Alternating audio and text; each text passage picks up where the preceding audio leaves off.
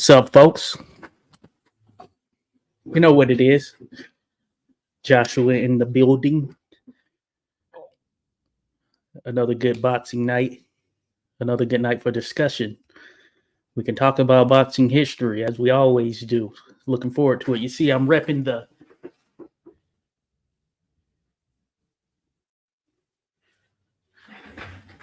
Savannah Marshall. Shout out to women's boxing doing their thing. Had to rep it. Woo, glad to be here. Another boxing night, baby. We might not get the big fights on this night, but we'll get to talk boxing history. Some of the greats of the past. Varying levels, as we'll see tonight. Varying levels, of course. Everybody can't be Muhammad Ali. But been a lot of great boxers to come through the game, for sure. For sure. Some that, well, I guess the term great, it could be thrown out there lightly.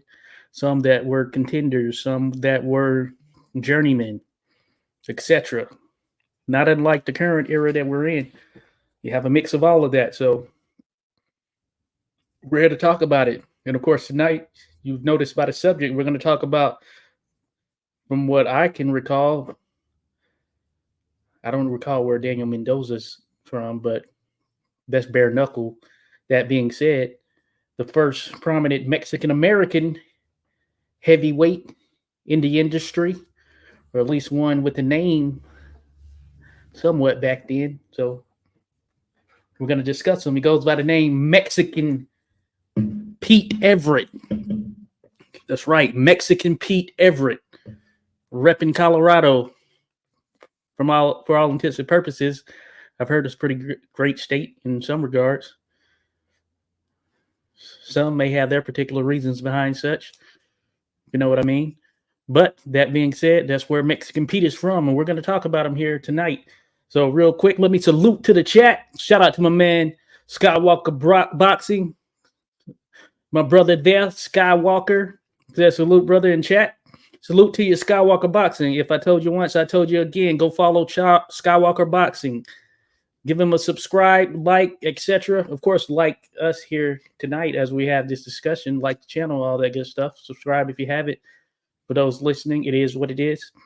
Either way, I appreciate you. But Skywalker Boxing in the building. Great content over there, especially good live content, live discussions, panels, etc. And he's about bringing people together, building bridges. That's what we should be about. First and foremost, we're here to talk about a little bit of history, but that's it. Sometimes we have disagreements, but it's not the end of the world. Everyone doesn't have to agree, and you don't have to ban people and, a whole bunch of nonsense if people don't agree, or make videos about people disrespecting them, stuff of that nature, if they don't agree. So salute to my man, Skywalker Boxing, helping to bridge that gap. Appreciate you. Shout out to Beagle. Can't chat right now. Says, Sky salute. We'll be listening at work. No chat today. Enjoy. Appreciate it, Beagle. As always, love to have you here. Hey, you tuning in, that's already just a plus right there for me, right there. That's just a plus in itself. So no worries at all. No worries at all. Shout out to Rasclot222. Says my bro 100. Appreciate you, Rasclot. As always, love to have you here. Appreciate you 100%, brother. Rasclot222 knows this stuff about boxing history right there. Hey, as mentioned in the comments, you'll find some good stuff. You'll find some people who are pretty knowledgeable about what's gone down in the history of the sport. They can provide some good insight. So Rasclot's here. He can do the same. Rasclot222 mentions Jack Dempsey is from Colorado. Most certainly right there, Rasclot. Most certainly. Probably the most famous fighter from Colorado right there. The Manasseh Mauler, Jack Dempsey. And I've said it before, one of my favorite fighters, just in general.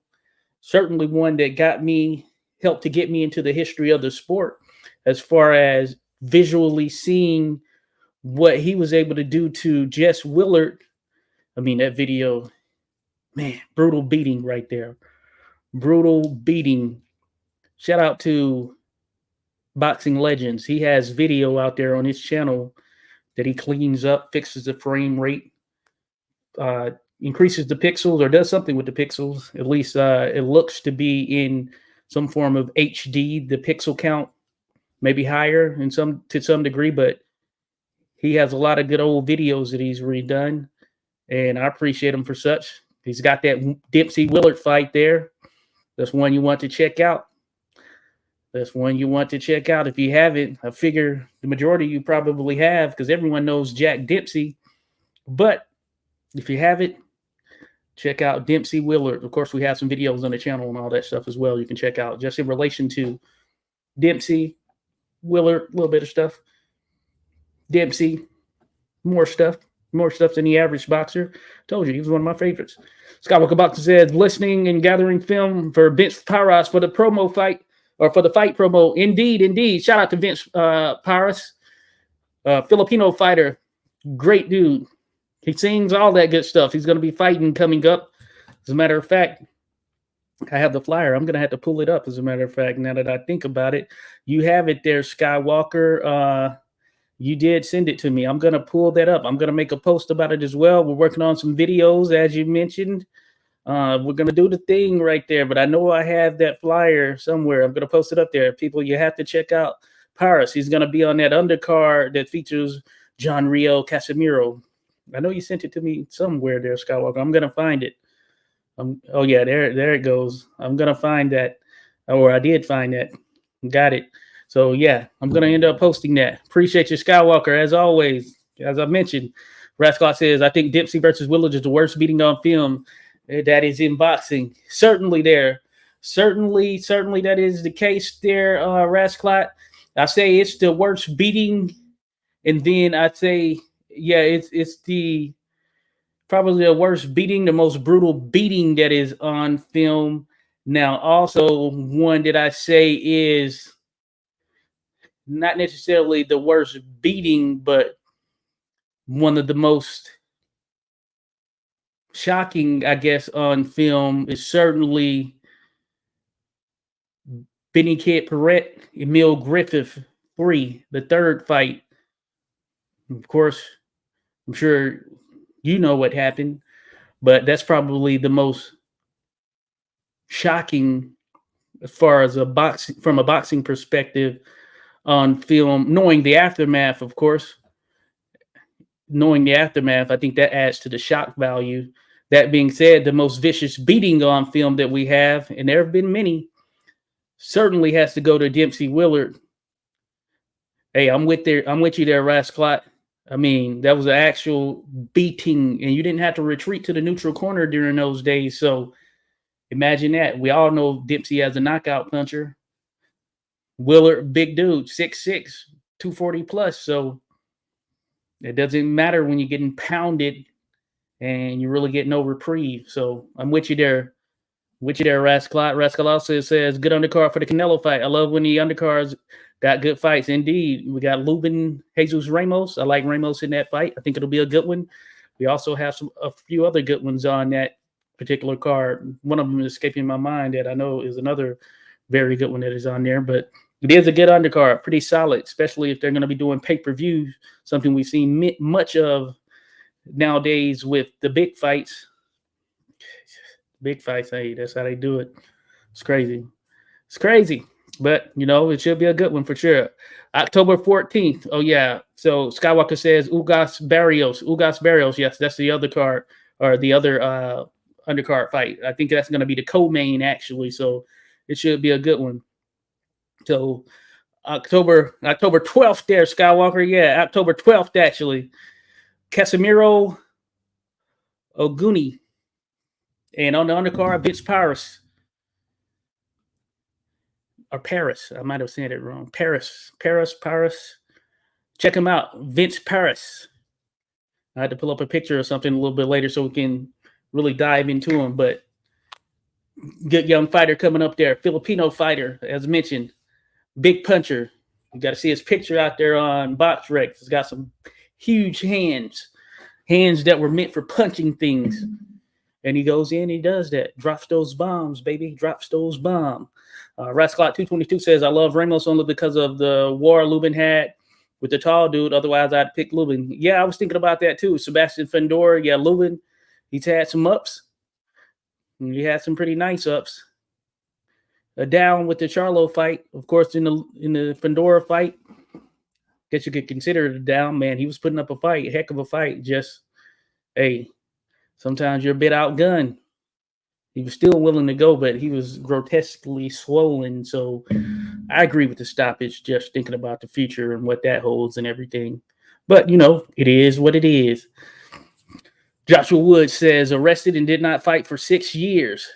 6 years. Who was that? Who was that there? Joshua Woods. Salute to you, Joshua Woods. Appreciate you being here. Of course, another good one right there. As far as Joshua Woods always dropping some good gems in the comment, give him a like, subscribe. Certainly, give him a like and subscribe. Oh, Joshua Woods, we have a lot of good dialogue in the comments. Funny stuff, too. So, you're appreciated, Joshua. Fellow Joshua there. If you didn't know, see my name right there. See my name right there, right here, Joshua. And Joshua Woods. Yes, it was meant to happen.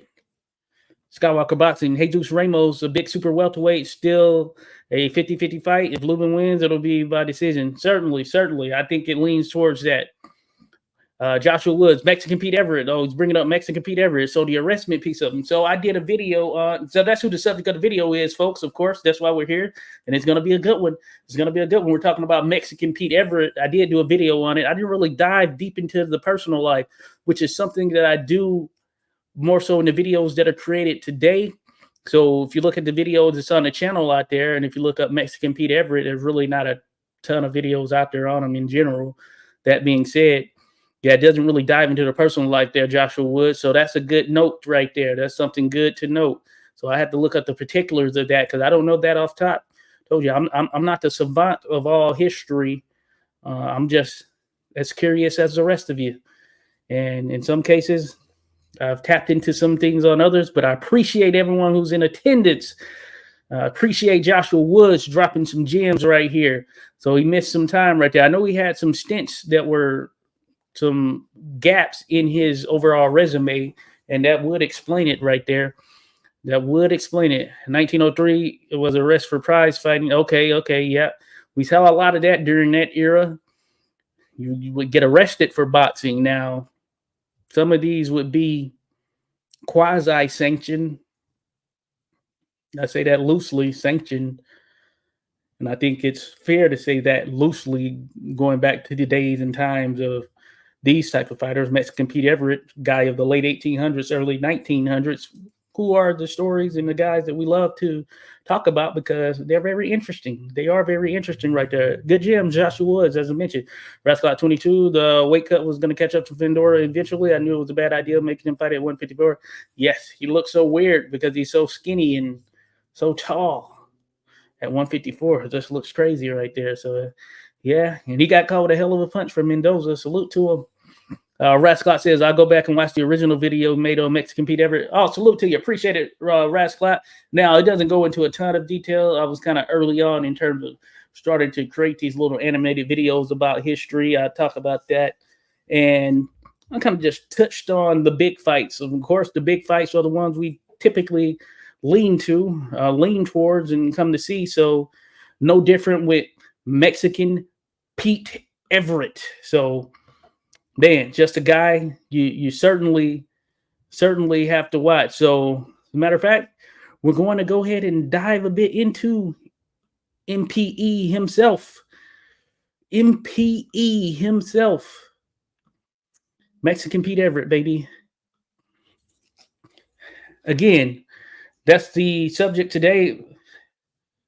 He was born in Saguache County, Colorado, or Saguache, Colorado. I believe I got that right. Saguache.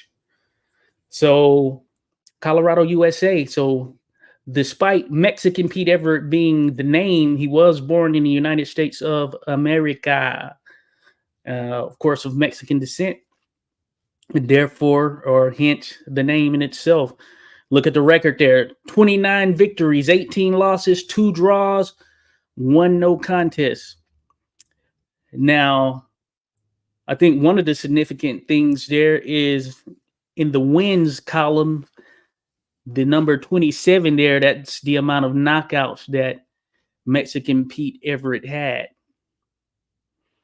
So in his victories, pretty much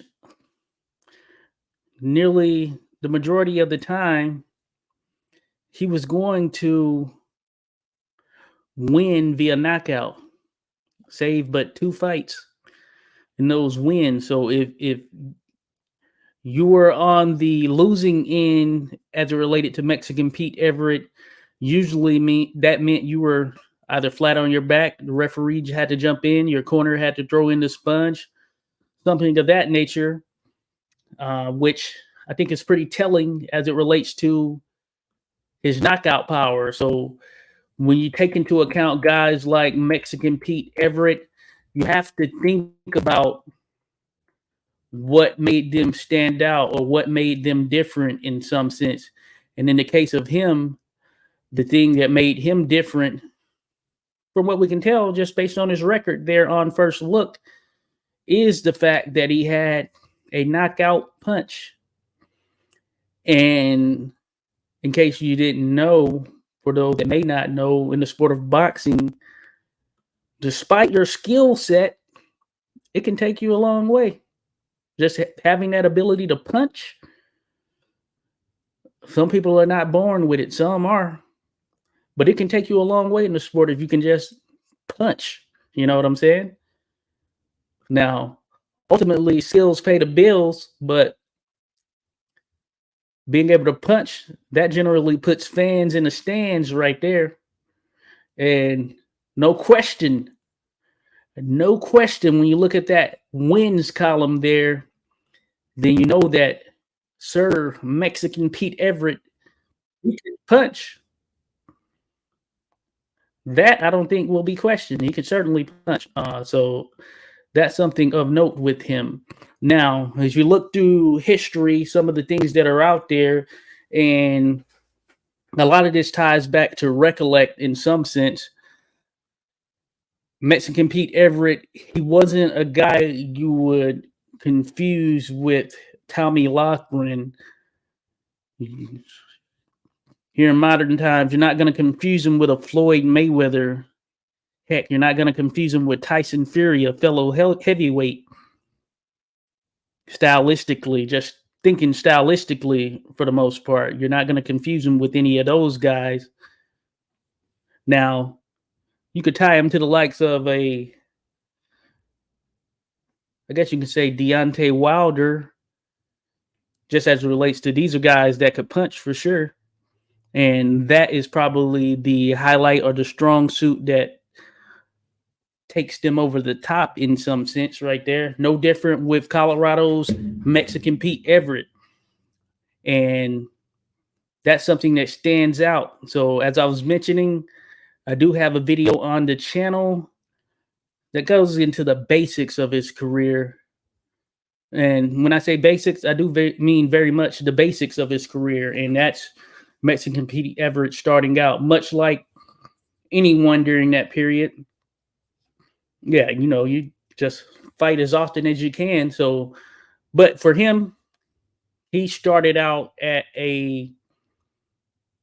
started out with a lower level of competition, I guess you can say, to a certain degree. But about 2 years in, things started to ramp up a bit. And that was the case there with Mexican Pete Everett. And, in the heavyweight division, just thinking about the heavyweight division as a whole, it can be tough sledding. So his first fight was in 1894. So if you think about 1894, that's the same year, at least by some sources, as far as what's been reported and what's out there, that Jack Johnson started 1894. So, there were some heavyweights around right there. You think about guys like James J. Jeffries. Think about guys like Jim Corbett, who was, I guess you can say, the world heavyweight champion then. I know at one point he had been inactive, semi-retired, I guess you can say, but world heavyweight champion at that time. Gentleman James J. Corbett, who, of course, had knocked out John L. Sullivan to pick up that title. So 1894 is when Mexican Pete Everett actually made his debut. Real quick, let me jump into these chats again. Just want to keep you up to date with what's going on. What's going on there? Rasclot 222 says even when Fedora rehydrated, he still looked skinny, which showed me it was unhealthy. Yeah, that's certainly the case there. Sebastian Fandora. I have a video out there on Sebastian Fandora. As a matter of fact, it's an animated video, fully animated. Doesn't have a ton of views, but I imagine some people didn't know about Fandora. Hey, you never know what people are going to check out, look at. But I do have a video out there on him. I found him to be a very unique fighter, just given his height and the fact that he's an inside fighter with a longer reach than pretty much everyone in the division. But he's an inside fighter more than he is an outside fighter, which do the math. Joshua Wood says, well, bloodline is more important than birthplace in boxing. Most certainly there, Joshua Woods. That is right. We have plenty of Mexican-American fighters who are putting on, representing. You can hold it down for both, for sure. Viva Mexico. I've been there myself a number of times. Love it. I like to call myself honorary. Hey, and I have some Mexicans who will back the claim. I do. So, salute. Viva Mexico. Angel Diaz, what's good with you, Angel Diaz? He says, salute everybody. Appreciate you, Angel. Appreciate you being in here, buddy. I know you're repping Cuba. Also from Cuba, representing Cuba. Hey, you know, Cuba is boxing. Angel, Cuba is boxing. Much respect. Salute to Angel. Check him out, folks. Be sure to give him a follow, give him a like, subscribe. Angel out there in the mix, of course. But hey, Cuba is boxing. Angel Diaz. When you say Cuba and you say boxing, I mean, they go hand in hand. We all know what that means. That means do not play. Do not run up on them in a dark alley. In Cuba, much like Philly, everyone has to fight in Cuba. You just have to fight. You got to know how to fight. You got to get out there and box. I don't care if you're 4 years old. You got to get out there and box in Cuba. So salute to you, Angel Diaz. Appreciate you being here, buddy. Joshua Wood said in his defeats, he was either stopped or KO himself. Yeah, that is certainly. Speaking of Mexican Pete Everett there. Speaking of Mexican Pete Everett, he was he took some losses. You saw those 18 losses I was showing there on the screen now. And also he could be pretty erratic. He could be pretty erratic in there. We'll cover some of that. Some of his fights, he get a little bit out of hand. You can see that in the video as well that is on the channel. So, but yeah, he was knocked out himself. You know, we've run into those guys. They could punch, but taking one wasn't always the case. You know, or at least to a certain degree wasn't the case for them.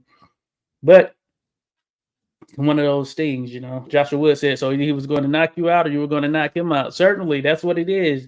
You got to go for broke if you're Mexican Pete Everett. Salute to my man. The Boz says, I can't stay very long, unfortunately. It's all good, Boz. It's all good. I'm not going to be mad at you, even though you're going to leave me hanging like that, Boz. I'm not going to be mad at you. It's all love.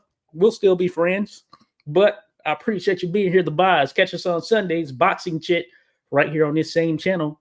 If you didn't know, and hey, give Boz a like and subscribe. He's got content over there. You need to be a part of that. And he does some pretty interesting things, some unique things over there at his channel. So be sure to check him out. Like and subscribe. The Boz. Appreciate you, the Boz. You already know that. Rasclot 222 says, just because these fast fighters had a lot of losses doesn't mean they weren't talented. Too many good contenders back then. Certainly. It was pretty much dog eat dog. You didn't have any now they did have regional type titles, all that stuff, etc., but there weren't 4 belts that mattered in the sense of today. It was only one that mattered in the highest order, and to get to that belt, tough sledding right there. Tough sledding. Just the nature of it. Rasclot spot on. Joshua Wood said, not just Mexico. Joe Louis, for instance, was called the brown bummer, not the American bummer. Yeah, that is true. That is true. That is true right there, Joshua Woods. Good point right there. The great Joe Louis, we all know, former undisputed world heavyweight champion. No question, one of the GOATs. My second rated heavyweight of all time, just in general, because I have high regard for him. Of course, he could be number one too. So if you have him number one, hey, no pushback from me. No pushback from me. It's a matter of opinion, of course. Of course. Yes, sir. Indeed, there, Angel. Indeed. Devise says, yeah, I'll leave you hanging. It's all good, Devise. Salute to you, Beagle. Beagle still in the mix, baby. Beagle still in here. Joshua Wood says, losses do pile up if you're fighting about every week. Yes, certainly. Certainly, that happens. That happens. These guys fought way more often. Now, Mexican Pete Everett, for instance, he doesn't have a huge record. He doesn't have a huge record from an overall standpoint, thinking about the era, but he had 52 fights, which, well, actually 53, including the no contest that he had, but 53 bouts, so it wasn't a huge amount. But that being said, that's pretty much comparable with sort of some careers today. Some are even less. Andre Ward, he had 32. He was 32, I believe, 32 and 0. But yeah, 32 bouts. So, but for the majority of those guys back then, it was nothing to see a guy with 100 bouts under his belt. Just the norm for the time. Just the norm. And the competition that made a situation right there. Devise says your group got a ton of members today. They're going very well. He's like, salute to you, boss. Good stuff. Yeah, hey, we're keeping it. We're keeping it going over here, boss. Of course, talking history, all that good stuff. Joe Louis was off the chart. Special. Certainly, Angel Diaz. Certainly special. I wonder how Joe Louis versus Mexican Pete Everett bout would have gone. I'm just kidding. We know how that would have gone. I like your hoodie. Goes well with the cap. Thank you to Boz. Of course, repping Savannah Marshall right here tonight. Salute to Version 2 Lights. They actually sent me this hoodie. I forget the guy's name over there. I appreciate him. I had reached out. I was willing to pay for it, but they sent it to me for free. This was a couple years back. Well, I like Savannah Marshall. It was good to go. Salute to you, Savannah. But yeah, appreciate you, Boz. Of course, Mexican Pete Everett, who we're talking about, one of those great boxers, or I said, yeah, forgive me if I use great too often, but one of those contenders, you can say contenders from his time, who had a decent run, especially by comparison. Most days you might, or most times, at least here in these modern times, you might get a fighter who, they'll work their way up, and they might have 2, 3, heck, maybe even 4 legitimate top caliber names on their resume, and they might lose to all of them. And of course, that's a good career. Mexican Pete Everett, I told you, he has 18 losses, but all wins and losses are not created equal. That's something I've preached before, and there's a reason behind that. So we're going to dive into Mexican Pete Everett's notable opponents, and these happened at varying points. I just want you to take a look at that. These are his notable opponents. Notables. Shout out to Joshua Wood, says, still loving Coming to America. Joe Louis seen in the movie. Oh, yeah, Joe Louis was the greatest boxer ever lived. He was better than Cassius Clay, better than Sugar Ray, better than who, the new guy. Good stuff there, Joshua Woods. Hey, well-traveled there, buddy. Well-traveled for sure. Salute to Dan the Man. ¿Qué pasa, hermano? ¿Qué pasa, hermano? Dan the Man. ¿Qué pasa, amigos? Good stuff there, Dan. Salute to you. Hey, Dan the Man out there. He dropped some gems in the comments, all that good stuff. So salute to you, Dan. Hey, be sure to check out Dan. Be sure to check him out. We're talking about the great. I told you, watch me when I say that. But, take it with a grain of salt. But we're talking about Mexican Pete Everett. Mexican Pete Everett, late 1890s or mid 1890s, early 1900s, heavyweight. Mexican Pete Everett, 18 losses. He has 28 wins. or 29 wins, 27 via knockout. So he was usually knocking a guy out when he actually went up against them and fought them and won. He was usually knocking them out. But you think about those 18 losses and you see where resumes separate themselves. I was telling you, yeah, it's not uncommon for a guy today to have a few good opponents on his resume as far as top caliber fights, then a bunch of, whomever mixed in the middle there. But in the case of Mexican Pete Everett, trust me when I tell you that his resume is full of guys that were not slouches in any way, shape, or form. In any way, shape, or form. And I mean that. I mean, the proof's in the pudding in itself. The proof's in the pudding. Look at that. I'm letting you dwell over that for a good little bit. Dwell over that. Dwell over that. Mexican Pete Everett, folks. From Colorado. It's just, hey, it's just one of those things. One of those things. Back then, it was common to take on top caliber fighters, I should say, and no different than with Mexican Pete Everett. And while he won't have the type of resume that, or the type of record that makes one write home about it here at this particular point in time, when you really dive into it, and you really look at what he was able to do, then you start to realize what separates him from the average fighter that you saw there. James J. Jeffries, former world heavyweight champion, in case you didn't know. Harry Wills, proposed would be potential world heavyweight champion. Of course, world colored heavyweight champion. Young Peter Jackson. Now, I want to do a video on young Peter Jackson on the channel because of the fact that young Peter Jackson is a rare fighter who doesn't get a lot of mention.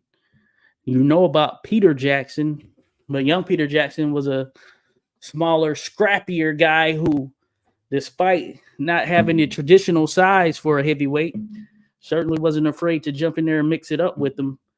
So if you don't know of young Peter Jackson, check him out, folks. Fought for a few colored titles, fought for the world welterweight title, as a matter of fact, against Barbados Joe Walcott. You have Frank Childs, the crafty Texan, former multi-time colored world heavyweight champion, first two-time colored world heavyweight champion. From all indications, you have Tom Sharkey, the fighting sailor. I've released some shorts on him, but Tom Sharkey, one of the toughest ever. I just did a poll: Tom Sharkey versus Sam McVeigh. For the record, I go with Sam McVeigh, but Tom Sharkey, tough in his game as they get, fought for the world heavyweight title in a losing effort. With that being said, Tom Sharkey, the Irish licker is what I call him, because he could lick anybody on any given day. He was game. One name that you will see there that you probably noticed a lot, and you're probably saying to yourself, wow. And you're probably saying, why doesn't he get mentioned as much? Or he does get mentioned a good deal, though typically for one fight, but he was far more than that one fight. And that's one Joe Chowinski, the Jewish light heavyweight, the man to knock out, of course, you've heard it before, Jack Johnson. But Joe Chowinski, one of the best that the sport has seen, regardless of whether ESPN or some of these other stations, whatever you want to call them, are saying so. Joe Chowinski, one of the best the sport has seen. Gunboat Smith, he was in there with Gunboat Smith, one of the more traveled heavyweights the sport has seen. One of the more traveled heavyweights the sport has seen. He's been in there with a lot of people. He won some, he lost some. As far as the tip-top names, mostly lost. But hell, he was willing to fight them at any point in time on any given day. Hey, he'd fight anyone for the most part. Bob Armstrong, former colored world heavyweight champion. You know of Bob? 6'3", 200 plus, with a punch, much like Mexican Pete Everett didn't quite take a punch in the same manner. But that being said, he was most certainly one of those guys that was in the mix for sure. He was colored world heavyweight champion. He had a bit of craftiness to him. At least that's in the words of Jack Johnson himself, or at least he was very good. And he was in there, tough resume, you name it. He was in there with a lot of the top guys at heavyweight that you can think of.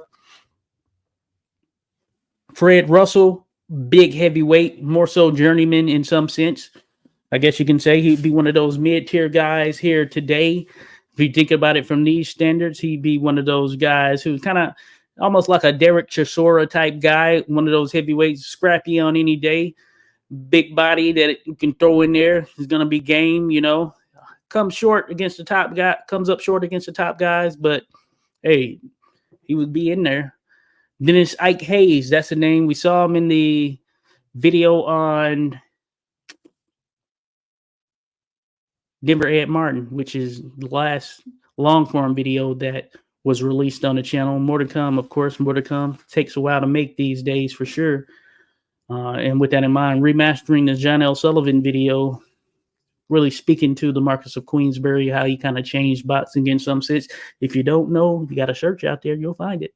But that being said, Dennis Ike Hayes, a heavyweight who was scrappy out of Bismarck, Montana, or that area in general.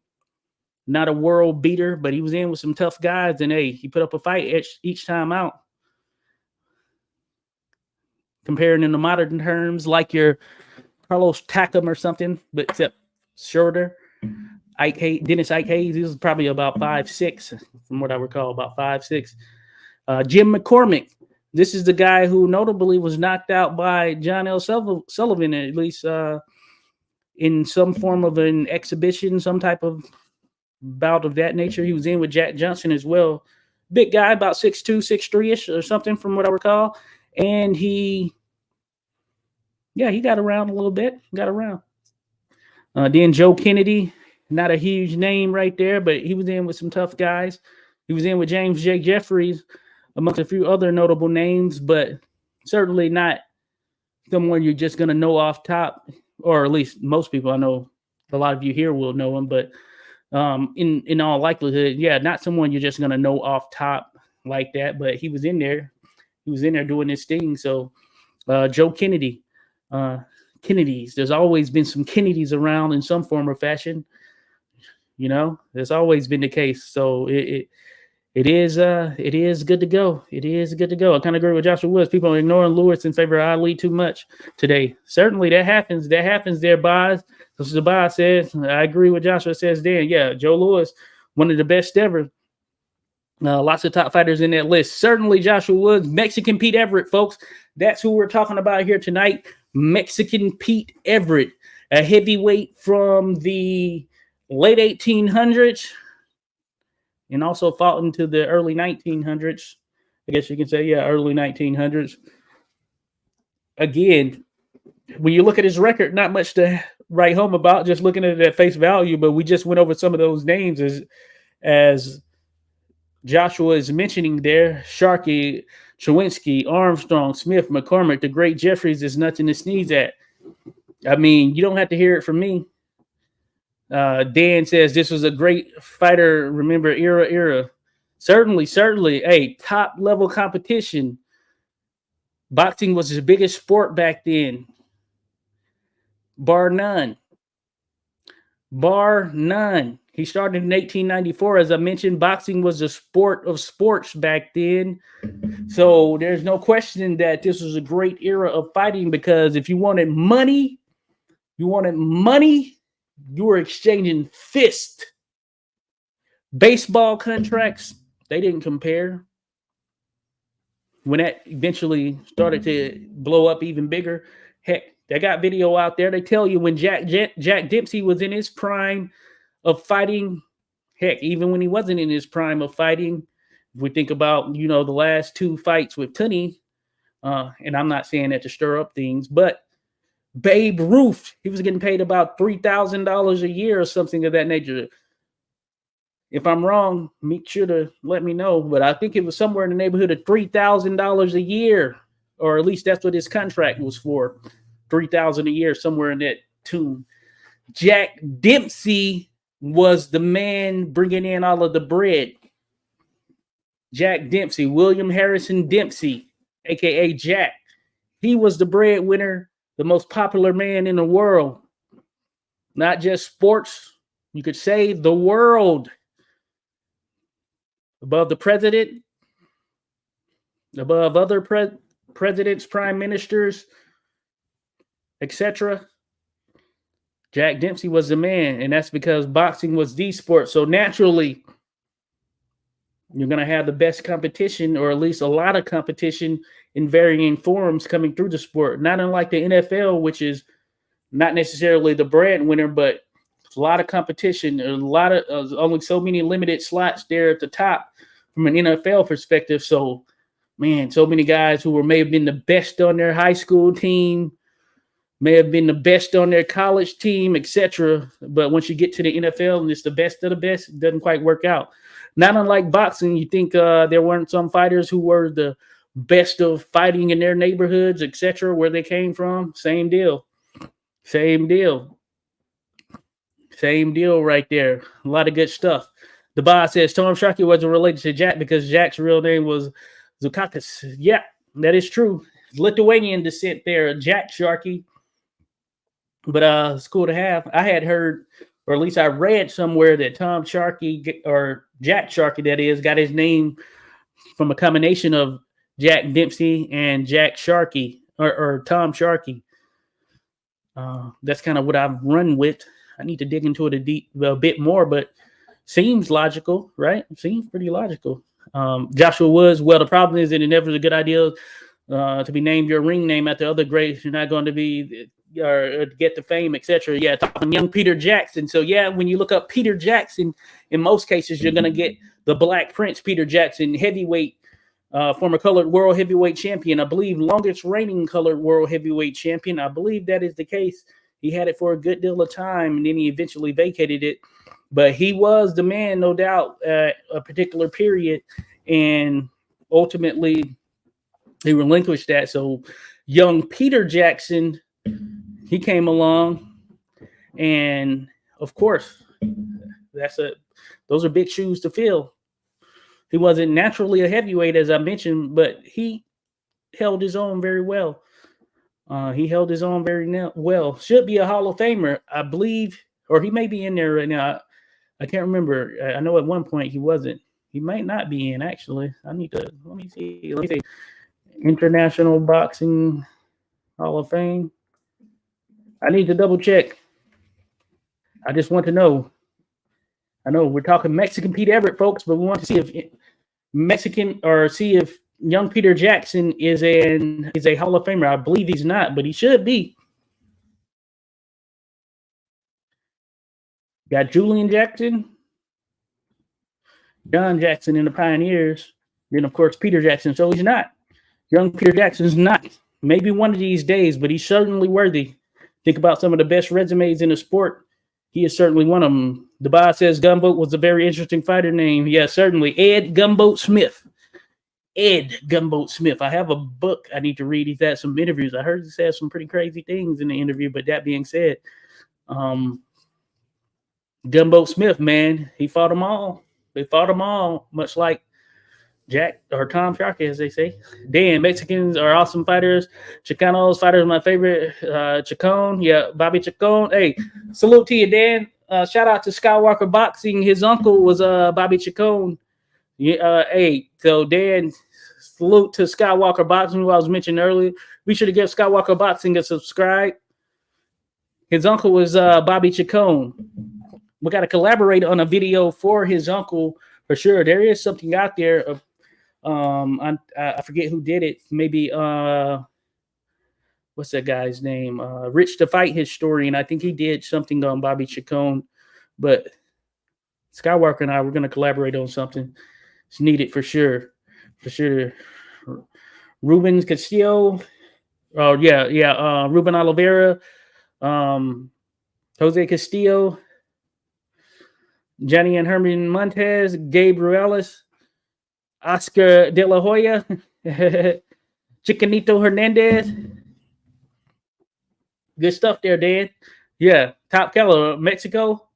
Hey, you look at the great fight countries. Mexico is one of them. Yeah, Chacon was pretty amazing at his best. Certainly. Salute to Skywalker Boxing once again. His uncle was Bobby Chacon. He talks about it on his channel. Be sure to check him out.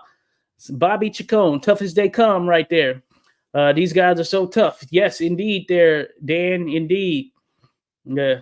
Hey, his life, hey, probably was. Hey, Skywalker, you hear that? His life would make a good movie. Maybe that's something we could work right there. You know, work on a movie, take it to the next level. Chacon versus Limon. Wow, yeah. And I need to get myself more familiarized with Bobby Chacon. I know of him for sure, but that being said, I need to dive into his career. I need to do that. Chicano is California Mexican. Okay, cool there, Bob. Which fighter was that? Chacon. Devise Chacon versus Boza Edwards 2 was great too. Okay, cool. Joshua Woods, has Pete Everett been lost to history when he retired? He has no death date. Maybe he still walks around today. Hey, there is one on Find a Grave there, Joshua Woods. There's actually one on Find a Grave. Thankfully, someone was able to capture such. So he does have a. Oh no, yeah. They do have a reported death date of 25 May. Joshua, 25 May. Real quick, let me share this. Hey, it's great to have technology at our hands these days. Find a grave. This is the grave of Mexican Pete Everett, or at least the Find a Grave site that is of Mexican Pete Everett. So he does have a date that is reported, 25 May 1935. Like, there's no Wikipedia or anything on him. Hey, maybe I should make that, But look this out. We have a little picture of him as a child. And isn't that pretty excellent? Little Mexican Pete Everett. Little Pete Everett there. Peter. But we have some of that stuff. I clicked on this. I clicked on something else, but can't see it. But we have a few other, look at Team Move showing the little thing. But we have a few other things there on them. But yeah, burial, Roselawn Cemetery, Pueblo County, Pueblo County, Colorado. But yeah, look at there. That's his headstone, gravestone, or whatever you call it. Peter Everett, Saguache County, Colorado. So they have like sources listed. You can click on them down there in the page. So this was created by Bill Hazard in 2014. But pretty awesome, right? Pretty freaking awesome. Mexican Pete Everett there, folks. So they have a little something out there. It's pretty crazy, pretty amazing actually, that we have that picture to go with as far as even when he was younger and all that stuff. Mando Ramos was another fine Chicano boxer. Indeed. Pretty good fighter from the 80s, Mexican Colorado State Prison. Roberto Medina, I knew him. He escaped prison, got spotted fighting on the Tuesday night fights. Good stuff there, Dan. Good stuff. Gems, keep dropping them, Dan. I appreciate you sharing those stories for sure. Devise says, yeah, I believe Sharky's birth name was Joseph. Yeah, it might have been. I can't remember here off top, actually, but sounds like that might be right there, Boz. I think you're on your game. Dan, check out Bill Sharkey, 70s heavyweight, got murdered, brutalized. He was a hitman and in prison, tough man. All right, I have to check him out. Irish out of NYC, you say. Okay, good stuff there, Dan. Young Peter Jackson has to be in the International Boxing Hall of Fame, or there ain't no Hall of Fame. Yeah, I don't know why he's not in there. He's not in there, Dan. It's crazy, right? Heck of a resume there. Carlos Palomino. Yep, top class right there. Boss, top class. My favorite fighter of all time, Schoolboy Bobby Chacon. Good stuff. Beagle says, Skywalker, your uncle was a legend in his time. You hear that, Skywalker?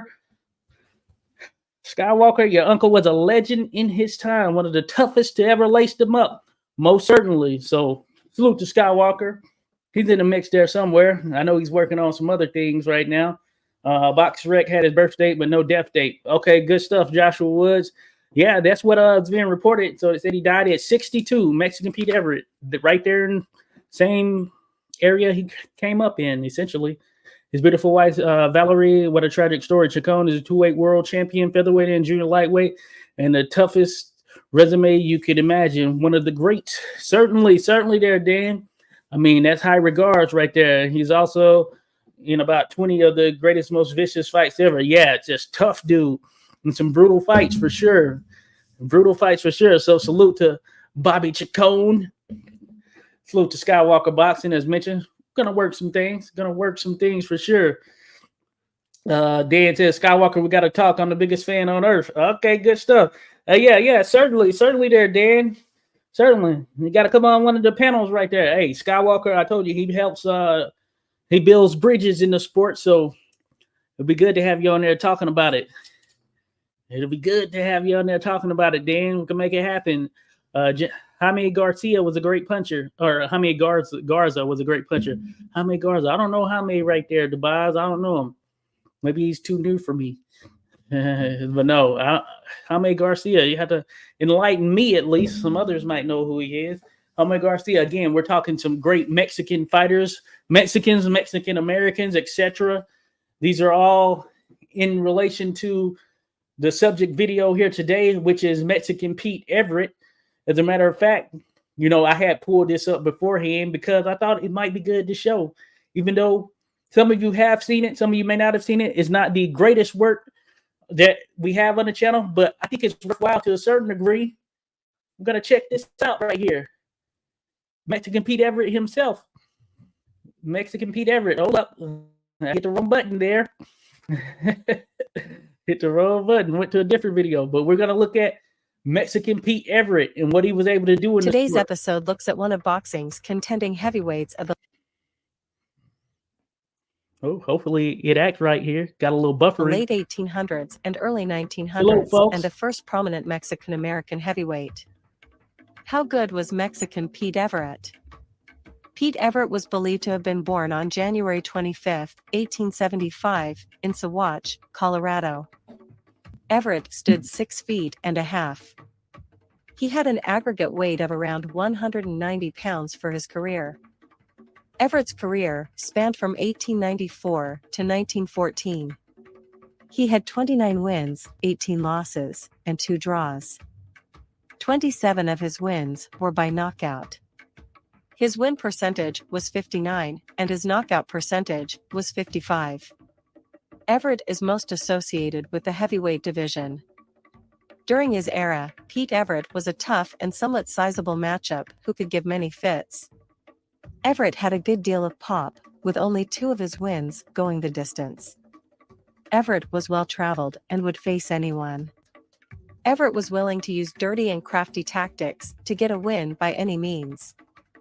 Everett's first real test came 2+ years into his career when he stepped in the ring with underrated heavyweight young Peter Jackson in Colorado on August 4, 1897.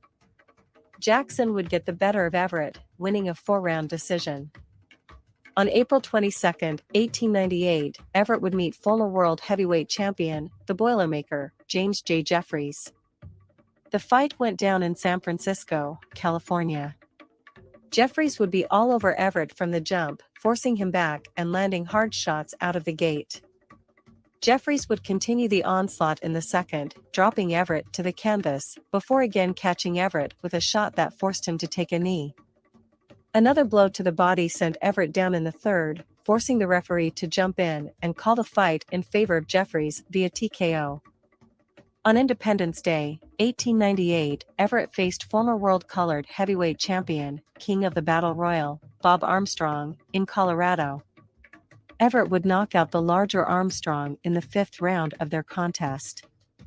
Everett would lose to contender Joe Kennedy via knockout in October of 1898 before losing a 14th round TKO to Bob Armstrong in December to close out the year. On March 24, 1899, Everett was nearly stopped by former colored world heavyweight champion Frank Childs in their 6th-round matchup. Everett was dropped in the 6th and final round with the bell ringing at the 9 count, thus saving Everett. Childs got the decision victory. In his next contest on August 4, 1899, Everett would face one of the great tacticians and boxer punchers of his era, the California Terror Joe Koinski, in Denver. Realizing that he was no match for Koinski, Everett repeatedly fouled. In the 7th of a scheduled 20 rounds, Everett got a stranglehold on Koinski and slammed him to the ground. The referee disqualified him on the spot. An angry Everett then struck the referee, nearly causing an all-out melee as police and the fighter's seconds hopped in the ring to break up the fight.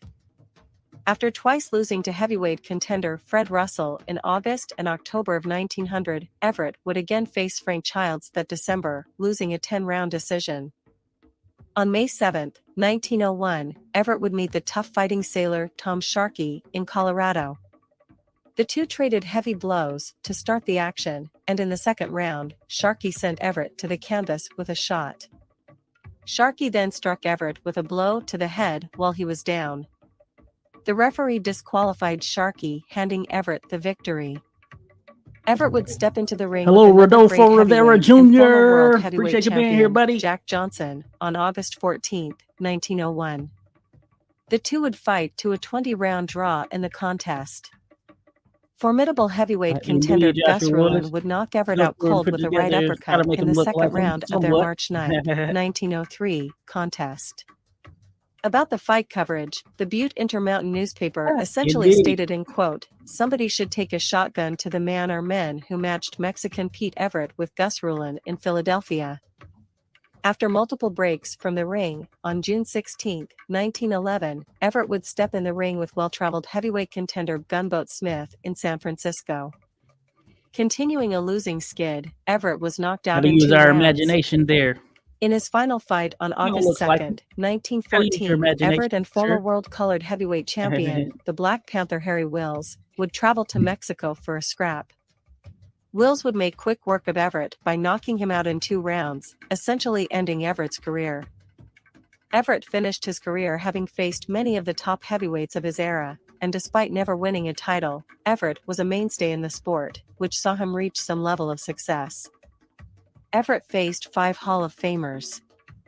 His most notable fights were against Hall of Famer Jim Jeffries, Hall of Famer Joe Koinski, Hall of Famer Jack Johnson, Hall of Famer Tom Sharkey, and Hall of Famer Harry Wills. Mexican Pete Everett died on May 25, 1935, at 62. Everett isn't a huge name as far as the elite of the late 1800s, but he was a fighter frequently matched with many of the best up-and-coming heavyweights of his era, and while he mostly lost these contests, he did fare very well against the rest of the field. All right. Thank you, folks. Thank you for those that are still here, still in attendance, baby. We just showed a little video. As mentioned, it's an older video that of Mexican Pete Everett. I've ditched the hat, let my hair grow back out, so why not show it? But anyway, Mexican Pete Everett, as you can see, as Rodolfo Rivera Jr., salute to you once again. Be sure to give him a like, subscribe there, Rodolfo. Holding it down, repping that 86 boxing brand. Appreciate you, Rodolfo. But anyway, Mexican Pete couldn't catch a break. He could not catch a break. You look at his losses for the most part, outside of when he probably didn't come in shape and all that stuff. Top level competition. Need to add that ship tat to Tom Sharkey's chest. Yeah, hey, I feel you there, Joshua. Yeah, this program I use, Vion, it's called Vion. It's an animation program. It's actually, once you get the hang of it and all that stuff, you can do a lot of better stuff, which is why the better videos or the latest videos have been better. When I first started, it was a sort of learning process, and then I also had to improve upon storytelling. And I like where things have gone thus far, but certainly there's some things they could add into there. I want them to add real boxing gloves. I did reach out to them in that regard, and with their little ambassador program partner program or something of that nature. But that being said, they don't have a lot of options for tattoos. Or at least you can't place tattoos on body parts, which would be interesting. Show some love to the tats, baby. Look, I have a few tattoos under here. If people didn't know, I have a few of them. I have a couple of them right here on my arm. I got this hoodie on. It's pretty tight. I can't show them, but Probably seen him before. So, hey, embrace the tats, baby. We've arrived. Dan says 48, 6, 44 KOs. Garza. Okay. Oh, yeah. Darza, who Boz was mentioned. Salute to you, Boz. Goodbye, Boz. Hey, you left it there on the screen. Thanks, buddy. Appreciate you hanging in here for the time that you did. But yeah, that's good stuff right there. Good stuff, Dan. But certainly, hey, I appreciate everyone being here. Of course, we're talking about Mexican Pete Everett, fighter of the late 1800s, 1890 time frame. He started in 1894, as I mentioned a bit earlier, and he fought into the 1900s. And he was a knockout artist. At least when he won, he was knocking people out, but he also suffered some losses as well. Sometimes that chin, that's just something you can't manufacture right there. You think about guys like George Chuvalo, who, hey, he's a bit older these days, but that being said, man, he took some shots in his days. He took some shots. He took some punches in his days, but that being said, he's still around, you know? So some people are just born with that chin. Not everyone is born with one. Of course, we've known top caliber fighters who just, when it came to that beard, they just couldn't withstand. They just could not withstand. It was pretty crazy. Joshua Wood says, yeah, Tom Sharkey being a Navy man pre-boxing had the ship tattoo on his chest when he boxed. Oh, yeah, good stuff. Yep, that is right. The fighting sailor. Even heard fighting marine referenced at times, too. Maritime, you know. But, yeah, Tom Sharkey, as mentioned, as tough as they come. We have a video out there on the channel on Tom Sharkey. It's similar from the same time frame as the Mexican Pete Everett interview.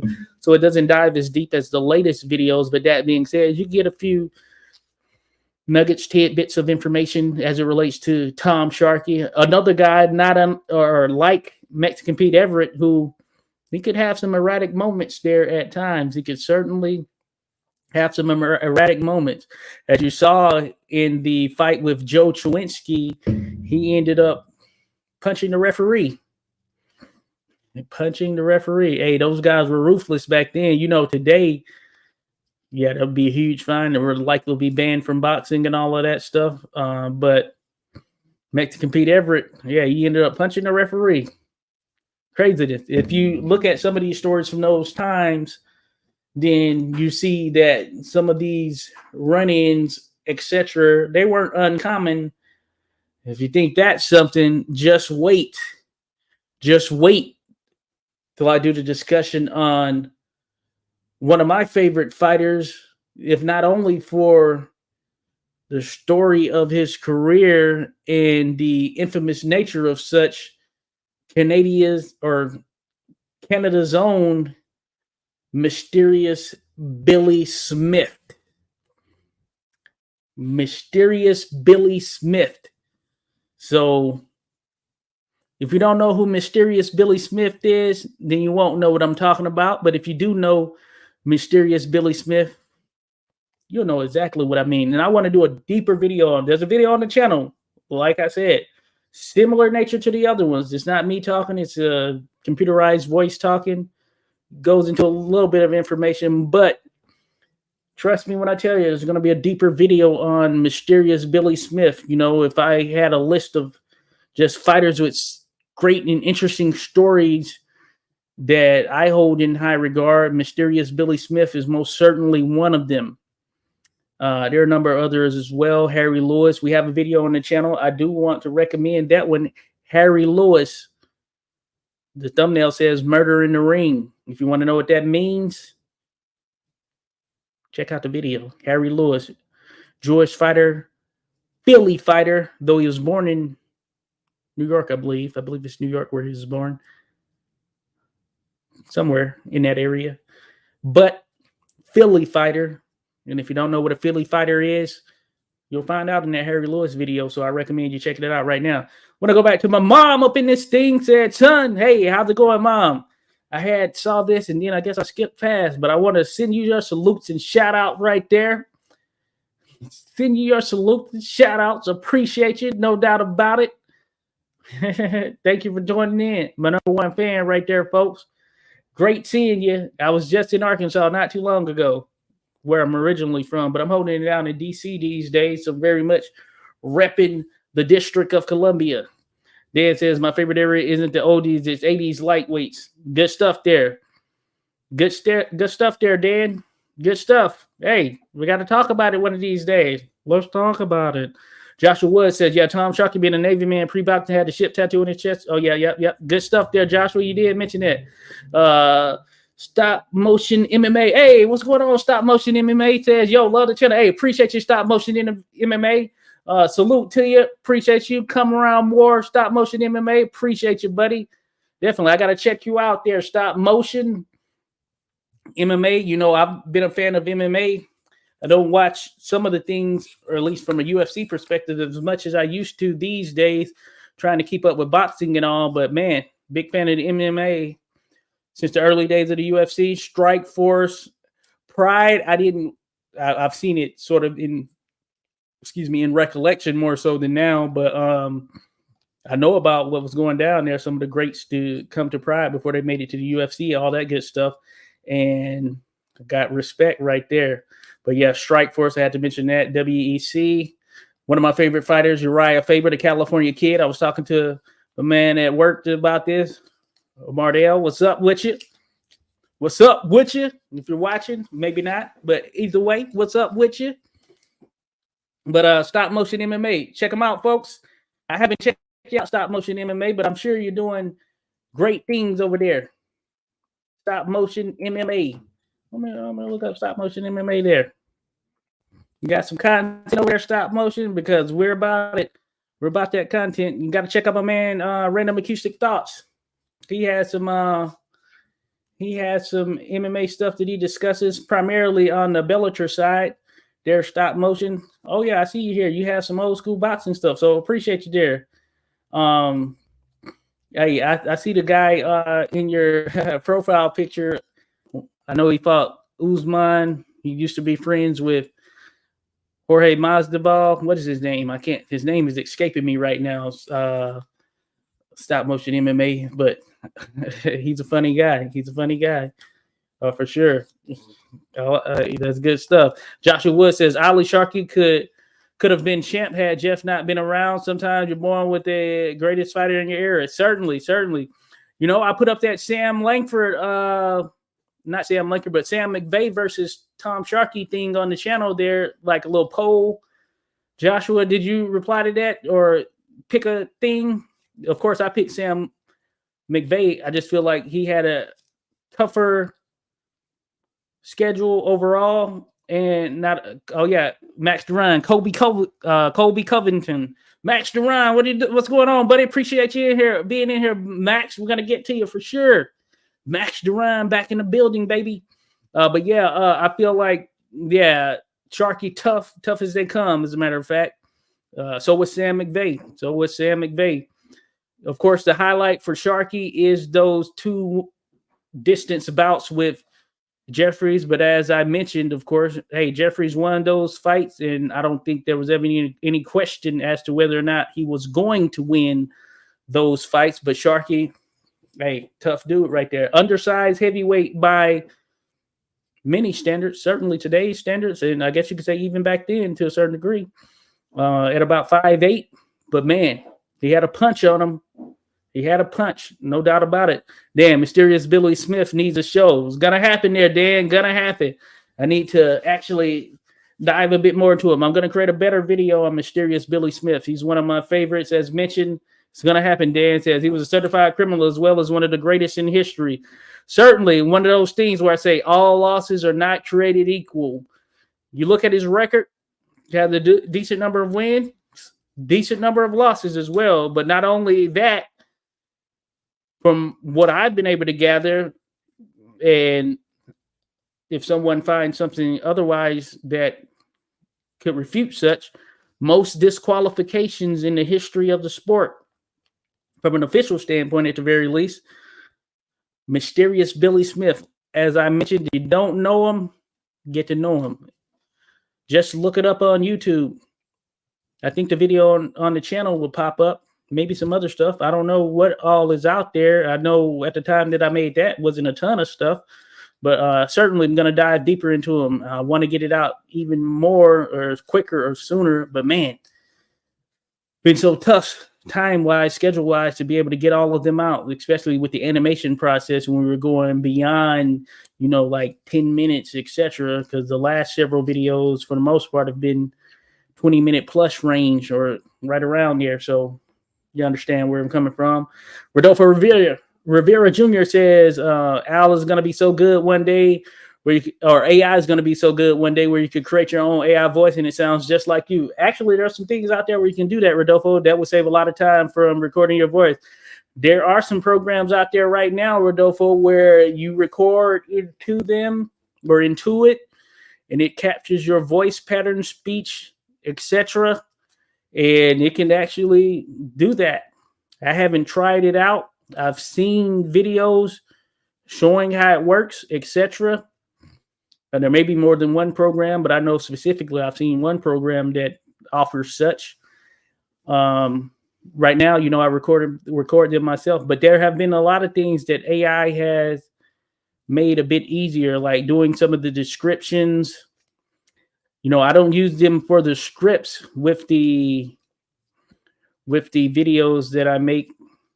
So that's where a good deal of the time comes, the scripting and the animation. Right now, there's not necessarily an animation program that I can just say, hey, I could throw this script in there and it could create a video in the same manner that they are created on the channel, which is one of the reasons it takes so long at this point, because there's not a program or anything like that. And with the script, I just write them myself because I couldn't even use AI, for instance, like Chat GPT and all that stuff. Like I've tried to kind of mess around with them to see how they would do, but they aren't strong on the boxing history in a correct manner. That is, interestingly enough, you think AI, they have access to the entire internet, but when you use AI, you certainly have to read through it, because I've tested it out with some boxing knowledge and it gets a bunch of errors. It says guys won titles in divisions that they didn't even fight in. So you'll know who was actually doing their due diligence. You look through some people's stuff and they have some craziness, and if you're reading it, you're like, it sounds crazy, at least the descriptions or some of the stuff in the videos or whatever.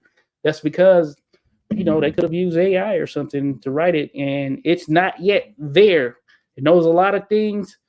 It's not human, but it's a good assistant. It can help with certain things. Like I said, I use it for descriptions and stuff, so I can take my script and be like, hey, in Chat GPT, I'll take my script that I write for a video, and then I'll take the first several paragraphs and be like, hey, write me a engaging YouTube description for such. And then I can put the YouTube description in there and write an engaging title. It can do that type of stuff. But as far as if someone is using AI to write their boxing history, and certainly if it's a boxer they know nothing about, I think you'll know. So with me, and I've said it once, or not, I've said it more than once, and I'll say it again with me. So for any video that I make, and even in the earlier videos, like the ones where I created, like for Mexican Pete Everett, some of the others with the computer voice. So my process is, if I have a book on someone, of course, I'll go through that. Or if I have gone through a book, that's primarily a part of the John L. Sullivan stuff that is on the channel. But that being said, for any video that you see on the channel, I will have gone through some research in the form of primarily looking through newspaper archives to get real deal accounts of the fights. I'll look at BoxRec, kind of see what the record is there. I'll look at what's the other one? Cyber Boxing Zone. I'll look at Cyber Boxing Zone, get an account of what they have listed there for fights. Cyber Boxing Zone, see, they're technically a bit better than BoxRec as far as their track records for the fights, but their platform or the website in itself is kind of in an old language, has an older look and feel to it. not as user friendly and appealing as BoxRec. So when I do a record, I'll use BoxRec. And shout out to Xavier the Boxing Nerd, because when I was first making the videos, I didn't know how they were accounting for the no contest and no decisions on BoxRec, but he told me the formula, and I created a spreadsheet just so I can just pretty much plug in a record and be able to have all that figured out at once. So this is the process. I'm giving you the process there, folks. So I do that. I'll go through those, but primarily diving into newspaper old accounts from a fight-by-fight basis. It's at this point in terms of creating videos, doing some research on them. I can just kind of look at a record and know who's a notable fighter. Of course, it's not always based on the record. So you can look at a fighter's record on BoxRec or whatever, and then look to who they fought. And you can see a fighter, oh, this person had a lot of wins, limited amount of losses. And you can click on that and you're like, okay, yeah, this person was pretty good. But that's not always the case. There are oftentimes some fighters who may not have that appealing record. But that being said, they were top caliber fighters, even better than some of those fighters with better records from back in the day. And realistically, we can do that today. There are fighters with record with a lot of fights, a lot of wins, etc., limited amount of losses, but that doesn't necessarily mean they're anywhere near or on the caliber whatsoever of the elites of the sport, for instance. So that's kind of what it's like when you're going through these records. So I'll go through that, research, reading the accounts of the fights. And that's why I always give respect to those journalists back then, or those newspaper writers, etc., whatever you want to call them. They did a great job of accounting for the fights. Sometimes there are multiple accounts. And when there are multiple accounts and accounts of the fight, I may leave one or two of the references to such, just for clarity's sake, but not always all of them, because of course it may not be worthwhile just diving through all of them. But if you're into that, of course, there are multiple accounts out there to use that. Chronicling America, great site, Library of Congress backed. Smithsonian has some ties to it as well, but it's a great one for accounting for some of that stuff. And then you have others, New York Times, get that. I get access to that through my public library here in DC. New York Times, they usually have some good stuff. Of course, New York has always been big time city right there. Even back then, it was big for boxing. Certainly that, and the Washington Post, just by natural or for the fact that that's where I'm located. So searching on that a lot. I'll look at some articles. You can even look at Wikipedia. So the thing about Wikipedia, anybody can go in there and edit it, as you know. But if you look down in the footnotes and see where things are referenced, sometimes you can find some of the references where things are tied to it, and they're legitimate sources or stuff. They sourced them from legitimate locations. So it's a mix of varying different things, but newspapers diving into those is probably the big thing. I have so many that I've taken screenshots and things of that nature of. I never really post them. Sometimes I'll put some of the newspaper articles in the video in itself just so people can see it, because it may seem outlandish, some of the stuff that is mentioned there. But hey, these are crazy things that were happening. Crazy things were happening. Now, in the end with that diatribe, I know I went on a tangent there, but yeah, AI crazy. AI is amazing in regards to art. Certainly there, Joshua Woods. So, on the channel, I was posting those AI art things back when Mid-Journey was first starting to get its notice. And now it's on a completely different level, even better than what it was when I was posting those. But I stopped posting them because AI art had that little viral phase where it was blowing up and a bunch of people were doing AI art. And I was like, you know what? At least I'm no longer making videos of AI art related stuff, because just didn't seem worthwhile. And plus I was posting it without any actual commentary or anything in there. So it wasn't getting checked out like that. But AI art is on a different level for sure. When toughest humans ever, Spiff. Yeah, Dan knows. Gold miner there, at least. This funny thing. You look at the Mysterious Billy Smith video, you'll see that. Stop Motion MMA says, I like boxing more than MMA. Salute to you, Stop Motion. All right, good stuff, Stop Motion. Hey, we're going to have to get you in on some of these conversations in the chat that we have. Rodolfo, you see Stop Motion MMA, Rodolfo? Maybe he's good for a chat on IG or something. You on Instagram there, Stop Motion? Let us know. Let us know. Max Duran says, how's it going? Salute to you, Max. Appreciate you being here, buddy. As I mentioned, Max Duran in the building. Can't stay today. Oh, salute to you. Happy birthday, Max. Happy birthday to you. Happy birthday, Max. Hey, I told you I'm going to get some actual sound effects in here at some point. But Max, you are appreciated, buddy. Salute to you. Max Duran, happy birthday there. Wanted to say hi, have a good one. I'll be sure to watch the replay. Salute to you, Max. Peace to you, Max. Max says goodbye. Peace, everyone. Hey, we appreciate you, Max, no doubt. Hey, the birthday doesn't stop here. If you're on for the next one, we're going to celebrate again. Max Duran, birthday today. Got it here, folks. September 27th, Wednesday, 2023. Salute to you, Max. Rodolfo Rivera Jr. says right now it's almost there, but it won't take long till it's perfected. Certainly, AI learns on its own in some form or fashion. You know, it starts to learn and it starts to implement the things that it learns. I actually saw a posting on Instagram. I don't know if I shared it with you, Rodolfo, but it now can read things from the perspective of, and I didn't go through the full video or listing of whatever it was on there, but I think it was alluding to the fact that you can take a picture and it can determine what that picture is and start to give you, I guess, certain characteristics, factors about said picture. Kobe Covington, that's what's in your stop motion MMA. Kobe Covington, Max Duran. Appreciate you, Max. Yeah, you have a good one there, Max. Again, happy birthday to you. Last poll I did was the Sadler one. Oh, yeah, Sadler. Which way did you go there, Joshua? I'm guessing Sadler.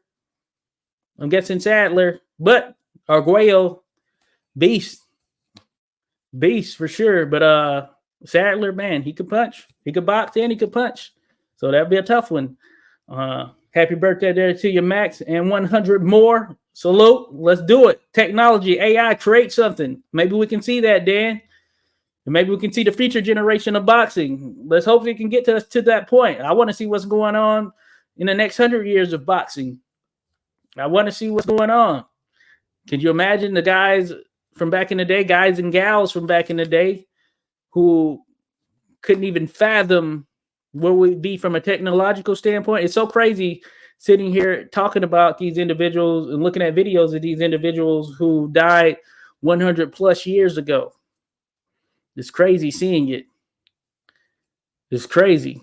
I wonder if they were thinking at that time, well, maybe those who sort of came to in the video era somewhat early on, but especially thinking about early on, Jim Corbett, for instance, Peter Courtney, etc., George Dixon, like, man, I wonder if 100 years from now, someone is going to be looking at a video of me.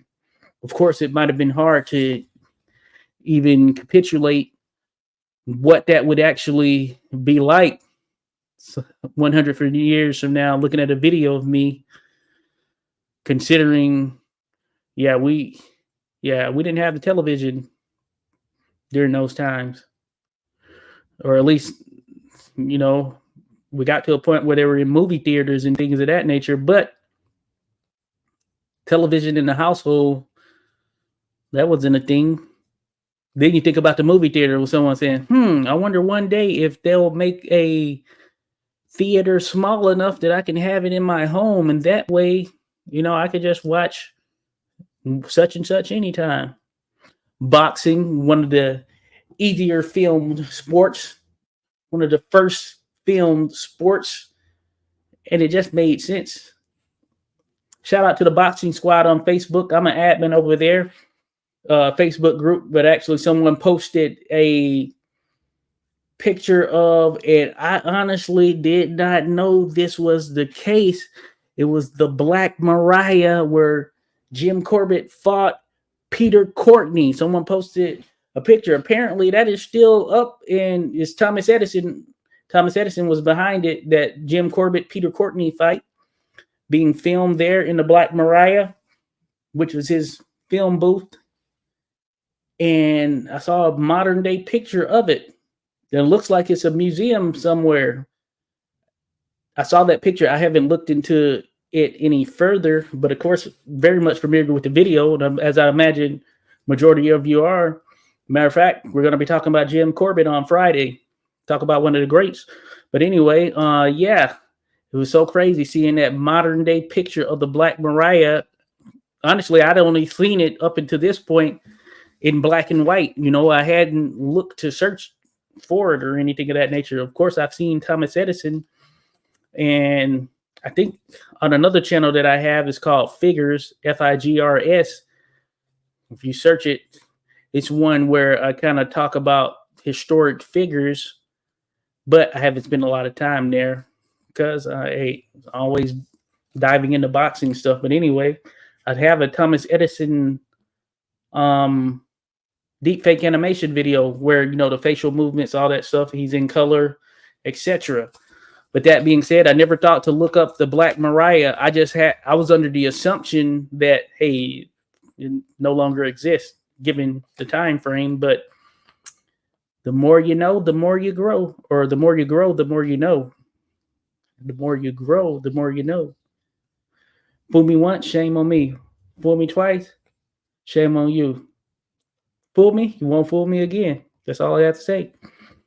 Happy birthday, Max there from Rodolfo. Rodolfo Rivera Jr. says, do better, Chat GPT. What happens when you tell it to describe a fight? For example, Jeffries versus Pete.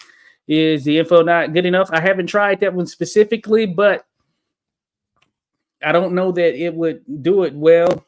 Matter of fact, since we're right here, you know, I have a upgraded account of Chat GPT thanks to my partner, Melty.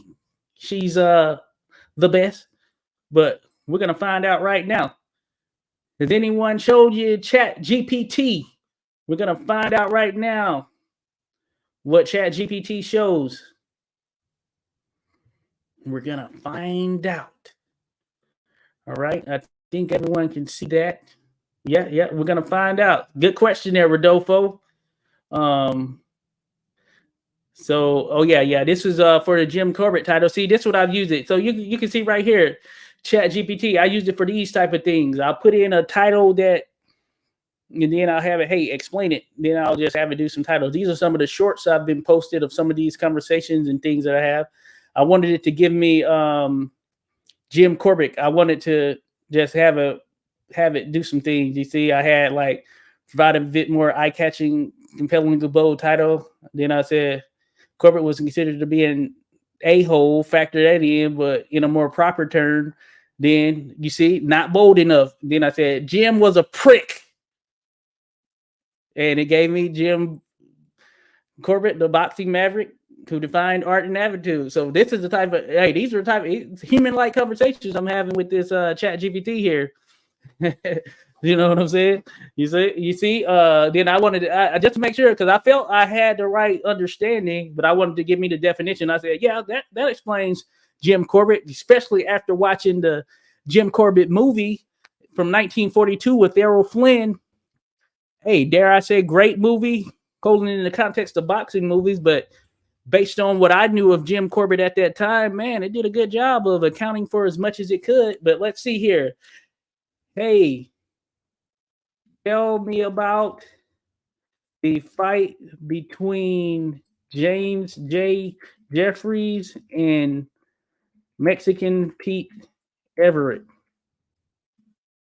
Let's see what it says here. Look at here. See, this is what I'm saying. It's not ready. I'm sorry, but there's no historical record of a fight between James J. Jeffries and Mexican Pete Everett. See? I'm not smarter than Chat GPT, but I know that it doesn't know what it's talking about. You see it there firsthand. This is Chat GPT, so AI isn't the end all be all. It's getting there, doing a lot of good things, but it's not ready for showtime in all subjects. It's not ready for showtime in all subjects, especially as it relates to boxing history. So, sadly, for some, but not for us, you still have to go about it the old-fashioned way. You kind of just have to dig into the history, learn about it the old-fashioned way, because Chat GPT doesn't quite get it right. As a matter of fact, I've tried to create a little rating system for Chat GPT, but it kept giving me so many questionable ratings that I was like, you know what? It's hard to take. I wanted it to be free of my input whatsoever, but sometimes it was saying some stuff that I just could not withhold my input. So Chat GPT is not yet ready for prime time. You see it here, folks. It has no historical evidence that Mexican Pete Everett and James J. Jeffries, Mexican Pete Everett, of course, the subject of this video, fought. There has no historical evidence of such. I don't know why. Let me see. I can talk to it like a human. You don't know. Let me see here. You don't know what you're talking about. They fought. Trust me. See what it says.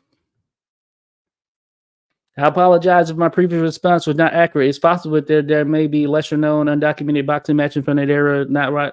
You see, it's just not ready for Showtime like that, Rodolfo. It's not ready. It still doesn't know. I'm telling them. I'm telling it, him, her, they. But it's just not ready for Showtime as it relates to boxing history. So that's why I just can't rely on it. So when I create a video, do know that I've gone through every inch of that detail myself through newspaper accounts, articles, etc. There's some great people from some great sites who've done articles, etc. Over the course of time. And you know what? It's worthwhile there. It's certainly worthwhile. Certainly worthwhile. One of those good things. Dan says Arguello. Appreciate you, Dan. Oh, you go Arguello. Okay. Hey, we agree to disagree there, Dan. But Dan knows me, Dan. We disagree on a lot of stuff. But it's all good. It's all love, baby. Hey, we can agree to disagree. Vince Ward Paris. Vince Paris. What's up, brother? My sponsor, 86.5. Salute to you, Vince. Appreciate you, Vince. Hey, I just had to jump to that real quick, folks. Hey, this is Vince, who I was telling you about out of the Philippines. Vince Paris. He's going to be fighting coming up. Hey, appreciate you, Vince. Most certainly, man. Hey, it's an honor having you here, buddy. Appreciate you, Vince Paris. If you don't know Vince, certainly give him a like and subscribe right there. Vince Paris. Give him a like and a subscription. That is, I know we're talking about Mexican Pete Everett, but hey, we've talked about Vince. We talked about Vince. As a matter of fact, let me show you. I'll show you a little something on Vince, folks. If you didn't know, of course, now you know. I'm gonna show you. I'm gonna share this. We'll go. Vince is fighting right now, resident in the Philippines, home of many great boxers over the years, even those dating back in history. Including the great Pancho Villa, etc. And what does Vince and Pancho Villa have in common? They are both fighting at flyweight. That's something, right? Vince Powers, folks, 19-2, 15 knockout. Look at those hands, meant for punching. One draw. He's coming up. Had a couple of close calls, but hey, when you're in the history of the sport, then you know the deal. It's not about wins and losses in most cases, because you can drum up a fancy record, but it's about who you fought. And Vince is well under his way. 24 years of age there, folks. 24 years of age. So he's got a fight coming up here on October 12th at the Ariake, I think it's Ariake Arena. So this is Japan, folks. On the undercard of the Casillo or John Riel Casemiro fight, taking on Kai Ishizawa. You see Ishizawa 11-2. Let's look at Ishizawa there. There goes Ishizawa, 11-2 out of Japan. So he's fought all of his fights in Japan. He has a couple of Japanese titles. And he's going to be coming in really to do his thing. Hey, sometimes style makes fights, and some people, hey, you can't get past. You see, he's lost to Masataki Taniguchi. That's who Ishikawa has lost to. But hey, we're representing with Vince Paris. Hey, Vince, appreciate you being here, buddy. had to show some love there. So Vince, this is who I was mentioning earlier, but he's getting ready to fight here coming up October 12th. You'll see more. I'm going to release a shorts video on him, all that good stuff. Vince, man, appreciate having you here, buddy. Appreciate having you here, Vince. That is good stuff. Certainly good stuff there. Joshua Wood said, but they had moving pics. Yep, they did have moving pics. The Black Mariah was called. It was a black room with light, so you can capture the images of film. But of course, by the time a corporate fit site, you no longer needed a black room with light. Oh yeah, certainly there, Joshua. Stop motion. Would you agree Tommy Byrne is the most underrated heavyweight champion? The most underrated heavyweight champion? Certainly one of their stop motion MMA. The most? I don't know if he's the most, but certainly one of. Hey, he had a pretty solid career. If you think about the factors that he had to deal with as far as being the smallest world heavyweight champion on record, at least right now, and he was a traveling heavyweight at that, so he wasn't afraid to take his show on the road.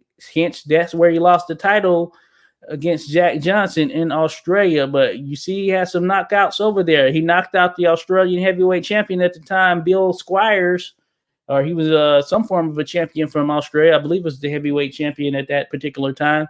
And that's one of the best knockouts you'll see on film, especially from that time frame and era. Tommy Burns took him out, had him stretched and stiff. So Tommy Burns, certainly an underrated heavyweight. He was dominated by Jack Dempsey, but that being said, he achieved a good deal considering his size, etc. So that's someone I have on a list, and I've said that 1,000 times at this point, at least. Want to do a video on him, the little giant of Hanover, tiny Tommy Burns. So yes, sir, stop motion. He is certainly one of the underrated heavyweights that is out there for sure. Just fighters in general there, as Dan mentions, most underrated fighter ever, but he was a middleweight mostly. Yeah, he did. He was a small guy, not a huge guy. So certainly, I wouldn't say not the most underrated ever, but certainly one of them there. Salute Skywalker. Hey, Skywalker, you might have missed it, but we were talking about Bobby Chacon, your uncle. I was telling folks that, hey, that was your uncle that we talked about doing some things, as a matter of fact, and all that stuff. So it's good. Vincent came on there. Look, I'm going to drop a thing in here. If you want to come on, Skywalker, it'd be great. Talk about your uncle as well there. Skywalker, got to let the folks know. Dan, big fan of Bobby Chacon for sure there, Skywalker. So you see it there, Skywalker. You want to come in this thing? Vince, you want to come in this thing? Let me know. But we're talking about the great Mexican Pete Everett. Man, with these discussions, hey, any discussion on any fighter of the past or really any era, can go beyond just a single show and all that stuff. So it doesn't end here with Mexican Pete Everett. Expect more. One of those fighters that I mentioned was in with a lot of top caliber, tough competition. But that being said, someone who he made a name, at least stood out to me when I was looking through it. I kept seeing his name pop up as it related to some of the greats in history. And you know what? I had to actually, just pay attention. I would say pay attention. Salute, my man, Skywalker Boxing in the building there. What's going on with your Skywalker? Hey, pretty good. How you doing, brother? Salute, man. What's going on, Sky? So here you go, folks. Skywalker Boxing. Is this your first time on the channel right here? I think I've been on your panel once before, haven't I? I don't know. Maybe that was Bruce. You've been on my show a bunch of times. Yeah. Hey, you're speaking about my uncle and me. Let me show you guys real quick. Yeah. Dan says Skywalker love Bobby Chacon. Yeah, there's my uncle right here.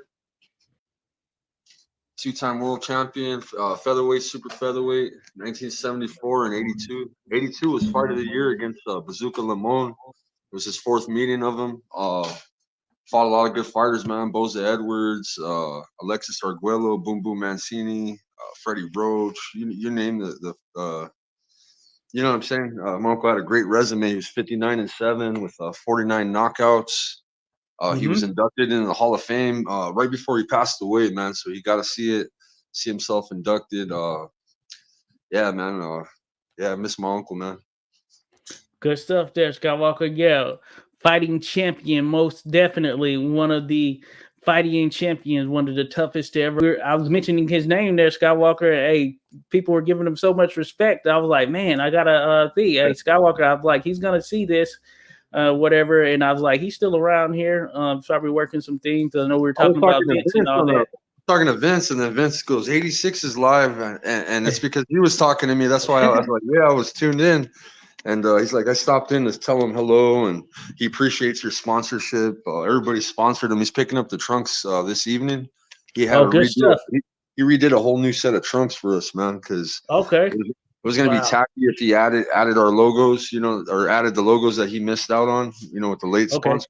But he got a whole brand new set of trunks made, and they're real nice, man. And he's kicking ass, bro. I can't wait, bro. Vince is something special, man. If you're really into, watching the craft, man, like Vince, he's an inside fighter. He bangs kind of like a little mini Tyson, man. He gets in there and he likes to throw, man. And he's a real exciting fighter to watch. He's number 5 in the world right now. So I know that's something that we got to work on. We got to hype up his fight. It's in 14 days. It's on the Casameto undercard. It's going down in Tokyo, so it'll be early in the morning, like 1 or 2 o'clock in the morning on a Tuesday. Yeah, I saw that. Yeah, 1 a.m. Yeah. But, hey, worthwhile though. We do it for boxing, 83 fight of the year against Boza. Hey Dan, my uncle, he had 2 years back to back. He was consecutive fight of the year in 1982 against Bazooka Limon in the 4th fight. It was a 15th round knockout. It was in the last 15 seconds of the 15th round. He got a knockdown, man, and that was a bloodbath. And then Boza Edwards the following year. So he did it back to back. There's not too many fighters that have had fight of the years, back consecutively. So yeah, hey, one of the greats for sure. Dan, hey, he knows his stuff right there. Dan the man, he's always in the mix here because he jumps in. He knows he's been dialed into the history. He's been around the sport, so he recognized greatness. I was saying, yeah, we got to do something. I know we talked about collabing on a vid on Bobby Chacon there, Skywalker. We're definitely going to do that. We're definitely going to do that, man. Definitely, man. Yeah, it'll be great. Yeah, he was a hell of a fighter too. Oh yeah. That's when that division, that was like them belts would switch hands, man. Back then, there's a fighter my uncle never got a face, and he should have faced him. Would have been Rolando Navarrete. He was a Filipino. Oh yeah, for feather. He fought Boza Edwards, and he took the belt from Boza, I believe. But them belts used to switch hands left and right, bro. They couldn't hold on to them. Yeah. Because those guys like your uncle, he's built from that cloth. They would fight anybody, It didn't need anything stacked in their favor. They were there to fight. Yeah, that's big time stuff right there. And certainly focusing on the history, you realize that even more as we go through and we talk and we have these discussions, So Dan mentions Arguello, Denny Little Red Lopez, Ruben Oliveras, Bazooka Limon 5 times. Corny, but Boza Edwards twice from the early 70s to mid 80s. Yeah, 82 was a bounce back year for my uncle, man. He had a crazy year. That year, he fought 5 times, right? But thing is, that year his wife committed suicide right before a fight, bro. And she wanted him to give up the sport. So he ended up fighting and getting a stoppage, and took out his aggression on an opponent. But nowadays you see a lot of opponents that are soft, bro. They blame, mental excuses, to avoid a fight, or they're not right, this, that, a lot of excuses. My uncle didn't have an excuse, man. You know what I mean? Like, yeah, he was grieving. Tough. He was grieving, but he knew he had a job to do, bro. He knew life had to go on. So man. There's not crazy. so many fighters like that nowadays, bro. Like he wasn't soft, you know what I mean? No, hey, that's why I always say these dudes, they were built different right there. I couldn't even imagine right there losing a spouse and then having to go in there and fight or just later, having to fight, That's crazy. Hey, those guys were built different. So these guys here today are great. But, man, those guys were tougher back then, man. Any way you slice it, They just had to deal with some worse conditions, That is what it is. Yeah. Some people don't want to admit that, but hey, the conditions they were dealing with were different than, hey, we got a lot of advantages right now. And trust me, I appreciate them. I appreciate them. That's one of those things right there. But Skywalker boxing, I wanted to show real quick. Skywalker, hold on, let me pull this up. Where is it at right here in my little branding? I want to pull this up. Tim and Tim show. Nice. The Tim and Tim show. Hell yeah. When's that come on, Skywalker? Got to let them know the details. Sunday at 9 p.m. Eastern. I appreciate the thumbnail, brother. You're awesome, bro. And Sunday, 9 p.m. Eastern, 6 p.m. Pacific. We've been doing it for a whole year. We've had great interviews. This weekend, we got a female fighter coming on.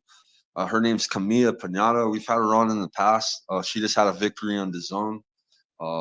And she's a top Italian. She's a #1 national Italian female fighter, and she's got a team out of Mexico, Miura. I don't know if you heard of Miura Promotions. She's fighting out in Mexico, but she lives in Miami. Hell of a fighter. She's a good female fighter. She just fought on DAZN, had a victory, so she wants to come talk about her win. And yeah, man. So just different people, man. We've had like Boots, strength and conditioning coach, or we have Damon Nicholson, of course, like you. Just different people, man. We try to bring the community together. Okay, yeah, that's good stuff right there. Yeah, definitely want to check that out. I remember when you had her on the first time, so that'll be pretty dope right there. So definitely check out Damon. Of course, salute to Damon Nicholson doing his thing out there. Skywalker Boxing representing the Tim and Tim show. I mean, it doesn't get any better than that. Yeah. Tim and Tim show with Bruce Gas. His father's a legend. He's a that's Terrible Tim right there. Terrible Tim Jr. right there. So, yes, sir. Terrible Tim Jr. right there. Yeah, he's a former professional. He fought at welterweight. He fought Tevin Farmer. Definitely, he's got the business sense, man. He runs the Witherspoon Boxing and Fitness, the brand for his father. They run some gyms out of Pennsylvania. Yeah, he's a great entrepreneur, man. I like him. He's a good guy. Yeah, Skywalker, you mentioned yesterday when on the whole Dusty Hernandez card, Dusty Hernandez Harrison, that Tim Witherspoon fought him. I didn't even know that. I'm familiar with Dusty because, of course, he's out of this area here, but I didn't know he fought Tim Jr. That's crazy. Yeah, Tim Jr. fought him. Yeah, I think Tim lost to him, or what I'm saying, but I think it was a decision or split decision. I think it was a close fight, I believe. But fought Tevin Farmer. That was the Battle of Pennsylvania, I guess, at the time. Oh yeah. Tevin Farmer. Hey, he's fighting coming up. I saw something. I got an email from one of these promotions. I think he's fighting either this weekend or sometime soon. Let me see. I saw something today actually. Let me see here. Farmer, and so he's going to be fighting on July 27th. Oh no, that's old. So I got this on Monday from 2300 Arena. He was supposed to fight Oscar Barajas. Remember, he had a fight cancel. Mickey Bay fight. Remember? Man, that fight got canceled multiple times right there. Well, Lorenzo Simpson. I remember. Who was it? Was it Haney was in the back trying to offer some money to the opponent of Truck Simpson at the time. Oh, I can't believe Lorenzo Simpson lost, man. He was a good prospect, man. I didn't see him losing anytime soon. Yeah, I actually didn't see the fight there, but I found out through you, as a matter of fact, you were talking about it on your channel. That's how I actually found out that he did lose. And I was surprised as well. He was on a pretty solid trajectory because I've seen a number of his fights, but I didn't catch this one. And I know it was probably one of those fights, he was expected to win, but I was surprised as well in seeing that. So I still haven't seen it. That's one I'm definitely going to go back and check at some point. But man, he's promising. He's up out of this area, of course, Baltimore, representing Beadmore, up there with the Upton Boxing Gym. So that's pretty crazy that he lost. I know Sonny wants to go at what's his name, the Muslim boxer. He's related to the Rockmans. What's his name? It's out of your area. He's really good. I don't know if it's Hasim's cousin. I think it's his cousin. Oh, yeah? Hasim's cousin? Muslim boxer. I'm trying to think of his name. Well, there are a few of them. but I believe it's his relative though, and he's out of DC. He's pretty good. Oh, so you're saying Sonny wants to Yeah, he's a cruiserweight too. Yeah, he's a Oh, cruiser. okay. Yeah, Cruiserweight. Yeah, I had to yeah. see. I had to see. They call him the Get Muslim. in. If you Google the Muslim boxer, he'll come up. It seems relative. He's from your area. He's an undefeated cruiserweight. Okay, Maryland Cruiserweight. The Yeah, I Muslim gotta find boxer. out. Yeah, just put the Muslim boxer. Not Devin Haney. But, Oh, he'll come up. Mushin Kasan. Yeah, Kasan. There you go, Kasan. Kasan. Have I seen you Kasan around here anywhere? Yeah, he's from your area, bro. He's from your neighborhood. Hey, that's good. Yeah, you got a site and everything. I wonder if I seen him. I didn't know. He's There's a good, lot but of he's ranked number 6. Sonny's ranked number 3. I think he's ranked number 5 or number 6. Okay. Sonny's already cracked the top 3, so he's looking at Brandon Glannon. He's looking Oh at yeah, Glennon. a few other good. I forgot what's his name. He moved up to heavyweight. Yeah, I've seen Glennon fight a few times. Yeah, Glennon's good. Oh yeah. Dan, yeah, thank you, brother.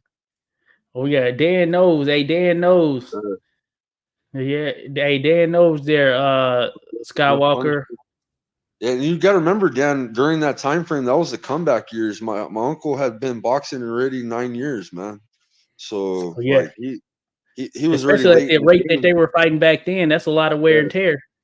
Then my uncle finished his career with all victories too at the end, bro, which was kind of strange. And he, you know what I mean? Most fighters they'll start giving up once they start losing. Towards the end of my uncle's career, it's just like the competition level wasn't the same though, you know. But definitely he went out in a winning streak, bro, which is different than most people. That speaks to that will and determination right there. Still have losses, you know, and I always tell people like that. Oh, doesn't mean shit. Like with Vince, he's 19-2, and he was right. When he was 19, he had a title shot, bro, at 19, and right. Yeah, so like he old school. That. Now he's like that age, and he's got a lot of experience. He's been boxing young. He's 19-2, bro, and I'm like, 19-2 is great, bro. Like you're doing, and he hasn't taken a loss in a minute, Vince. So it's been a while, bro. So I think Vince is on the right track. I always think that's, you know, the loss doesn't define you, man. I always tell people it's who you fight and how you fight. You know what I mean, right?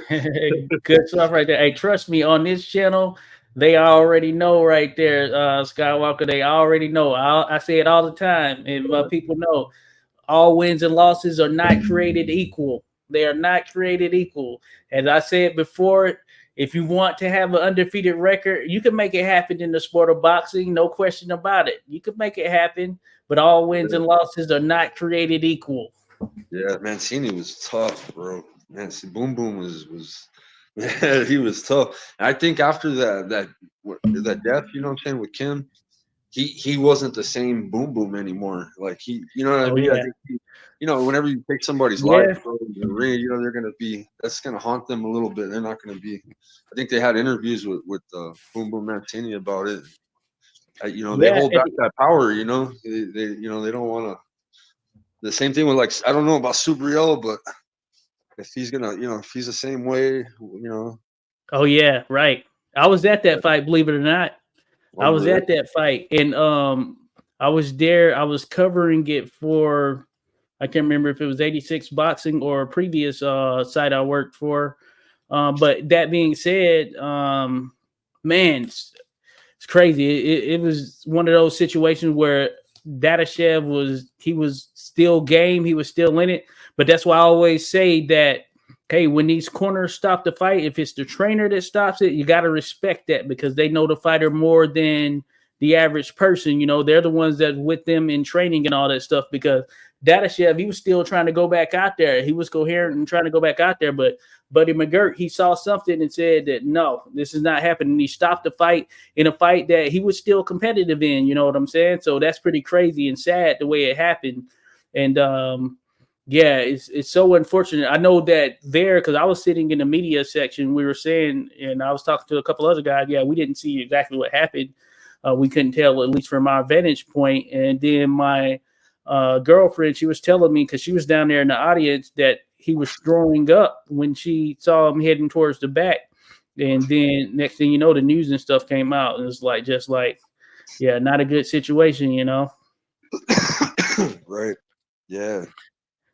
One of those unfortunate things, you know, you can't predict it, but certainly I appreciate, and as a referee myself here on the amateur side, as I've mentioned, safety of the fighters is the first priority. You know, I know people want to see knockouts, all that good stuff. And sometimes, yeah, some things get stopped too early, but the motto is that I'd rather stop 1,000 fights too early than one fight too late, you know. Right. There's a brotherhood sense in the sport in itself. And as you know there, Skywalker, boxing is a small world. It's a very small world when you really boil it down. I was gonna ask you too. Vince was bringing up, because we're trying to hype up his fight, promote it a little more for Yeah. the American. Because everybody in the Philippines, trust me, I'm gonna have 500,000 viewers in my chat on that Tuesday night. You guys are gonna see my channel. That's why I have so many subscribers. I have a large Filipino audience. Oh, yeah, And yeah. the whole country is gonna be tuning in for him, bro. He's viral right now. He's still in ring girls. He can sing. Skywalker boxing. But he wants to do his rounds for interviews. So Okay, I cool. want to get a formal interview on your show with Vince, like you did with Sonny and stuff like that. You know what I mean? Do it. Let's do it. Because he was asking me right now. He just sent me a text, and I was just like, damn, we got to get him on your show too. Let's do it. Let's do it there, Sky. Hey, I told y'all, Skywalker, I don't know if you heard me earlier. I was saying Skywalker's out there building bridges. We got enough of bridges being burnt in the sport of boxing, but Skywalker is out there building bridges. I connect fighters, man. I got Baby Drago from my neighborhood. He went to meet Sonny. Sonny's from Inglewood. Both these guys are from the western part of the United States. They took a trip together, bro, because of me. Took a trip to Pittsburgh. They went to Tommy Ankelo's world famous gym, bro. There, and they're sparring each other because he needs a tall opponent. His opponent's 6'5", 6'6", something like that. He's fighting a tall ass opponent. Sonny's only 6 feet tall, so he's fighting a guy that's got like 5-6 inches in height on him. And Drago is 6'5", and he's a small heavyweight. He's not like he's like a 220. You know what I mean? So okay, yeah. I found him a good sparring partner, and his Sonny's used to sparring heavyweights all the time too, as well. So okay, that's good stuff right there. Yeah, they went on camp together, bro. They're in Pittsburgh, doing having a camp, stuff like that. That's good stuff. That's pretty dope, man. Hey, see, that's why I appreciate you. That's why I said, hey, you're out there building bridges. Hey, we're gonna do some stuff for sure. Real quick, shout out to my man BTM Benjamin, my brother right there. It said we gotta holler at EA Sports and see about getting 86 boxing fight night video game or something. Let's do it, BTM Benjamin. Hey, that's my brother right there. You gotta come on. Like, this is like my blood right here, BTM Benjamin. Got some others who've been on here too. But yeah, salute to you. Mossberg in the building. Hey, we're gonna do some stuff though for sure. We need to make that happen for sure. Angel Diaz says maybe the worst conditions and what made them harder. It's us business today, sports no more. Yeah, they're about the business today, no doubt about it. Hey, those boxers of the past, the Bobby Chacones of the world, they paved the way for these boxers here today. And they get to reap the benefits, of course. That's why I say, Skywalker, hey, these cats, and of course the greats are going to be great. But yeah, just holistically, yeah, it's just a tougher sport back then, you know. Further you go back, tough. The guy Angel Diaz right here, he's the source for Cuban boxing, guys. Like this guy, he keeps track of Andy Cruz when he finally defected. He's breaking me the news, like they're making the move to get him over here. Oh, that's good stuff. You know what I'm saying? Like he gave me the heads up, bro. He knows Frank Sanchez, King Kong. So he's Florida Cubans, man. Jose Diaz, he's the representative down there, bro. yeah. Hey, follow Angel Diaz. I was speaking about him earlier. Hey, Angel's the truth. He's learning technology, bro. He's learning it, bro. Yeah. Hey, you know what it is. Hey, it's changing so quickly, man. It's changing quickly. The iPhone had come out just a little over a decade ago. Look where we're at now with it. We're on 15. It hasn't been out that long, right? It hasn't even been out 15 years, but we're on 15. You know, that shows you how it's changing right there. But Angel, salute to you, Angel. I was mentioning Angel earlier. I was saying Cuba is boxing. Cuba is like Philly. Everybody got to fight in Cuba. You know, I don't care if you're 3 years old, 4 years old. You got to box. You got to know how to fight. You got to know how to box when you step out there in Cuba. Rodolfo says 86 with those thumbnail skills. Hey, I'm working at Rodolfo. Salute to Rodolfo Rivera Jr., young boxing fan right there. Be sure to hit up Skywalker Boxing, folks. In here with Skywalker Boxing. You see it right there. Hit that like button and subscribe. Skywalker doing his thing. Appreciating him holding it down right here. We're talking Vince Paris. Man, everything. Hey, we got some stuff that is coming out. Rodolfo says, I saw the video. You said 86 steaks, man. Yeah, no doubt, Rodolfo. Hey, appreciate you. Hey, putting in that work on the 86 boxing scene there, Rodolfo. Dan says, greatest era of lightweights. Arguello is the greatest fighter of all time, pound for pound, and then Bobby next best. Check out my comment on Arguello versus Sandler. I talk about this aspect. Phenomenal. Good stuff right there. Kyrie one of my favorites, bro. That dude was man, he was yes, badass. sir. I put a poll up, Skywalker, Sandy Sadler versus Alexis Arguello. It's pretty close. It's pretty close. Yeah. It's not too far off right there. Sadler has the edge right now. Yeah. Arguello, bro. Damn. Yeah. That'll be a tough one. That'll be a tough one right there. Tough one for both, for sure. Tough one for both. Dan says, I think that Bobby was the youngest champion ever when he won the featherweight this before Benitez. Oh, yeah? Yeah. I believe so in that division though. You know what I'm saying? In featherweight. He started college, bro, and he was good, bro, at boxing. He took up boxing and well, thing is, boxing's been in my family, bro. His father, because he was raised by his stepfather after my grandfather was deported, but it's instilled, bro. My grandfather boxed, my uncle boxed. You know what I'm saying? Like, oh yeah, it's it was a Chacon tradition, bro. So. Oh yeah. My great grandfather, yeah, boxing. That's the trip, bro. In Mexico, bro, in the cantinas and all that. Oh yeah, no doubt. Hey, you see the name of this video or this discussion? Yeah. Initially, Mexican Pete Everett, Mexican American, first prominent Mexican American heavyweight, right there that we're having a discussion on. Tough dude. Hey, just built tough. And you think about the greatest fighters in history and countries they're from. Mexico is right up there. It's one of the tops. You know what I'm saying? Even the Philippines, man, they're two top. Philippines. Yeah, trip out on their two top sports, bro. You would think it would be like soccer and boxing, kind of like how Mexico's soccer and boxing, right? Yeah. Philippines, bro, is NBA and boxing. NBA oh yeah.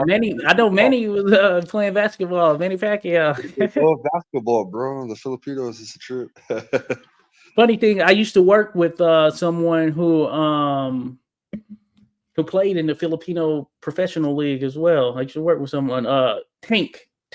Derwin, what's his name? Derwin Miller. Call him Tank. But yeah, he used to be a pro in the Philippines. So you're right, it is big over there.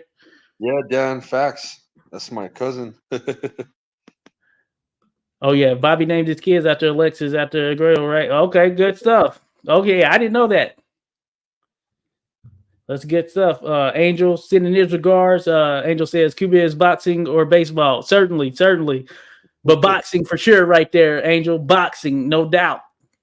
But both of them, yeah, they do their work in both of them, but certainly boxing. Great athletes everywhere. Definitely. You know, I want to visit Cuba, Angel. Man, it was cool that there was a little period where we could take a flight there and all that stuff. I didn't get a chance to go, man. I wanted to go. I know some people who went. As a matter of fact, man, I didn't get the opportunity to. I want to get over there for sure. Yeah. That'd be cool.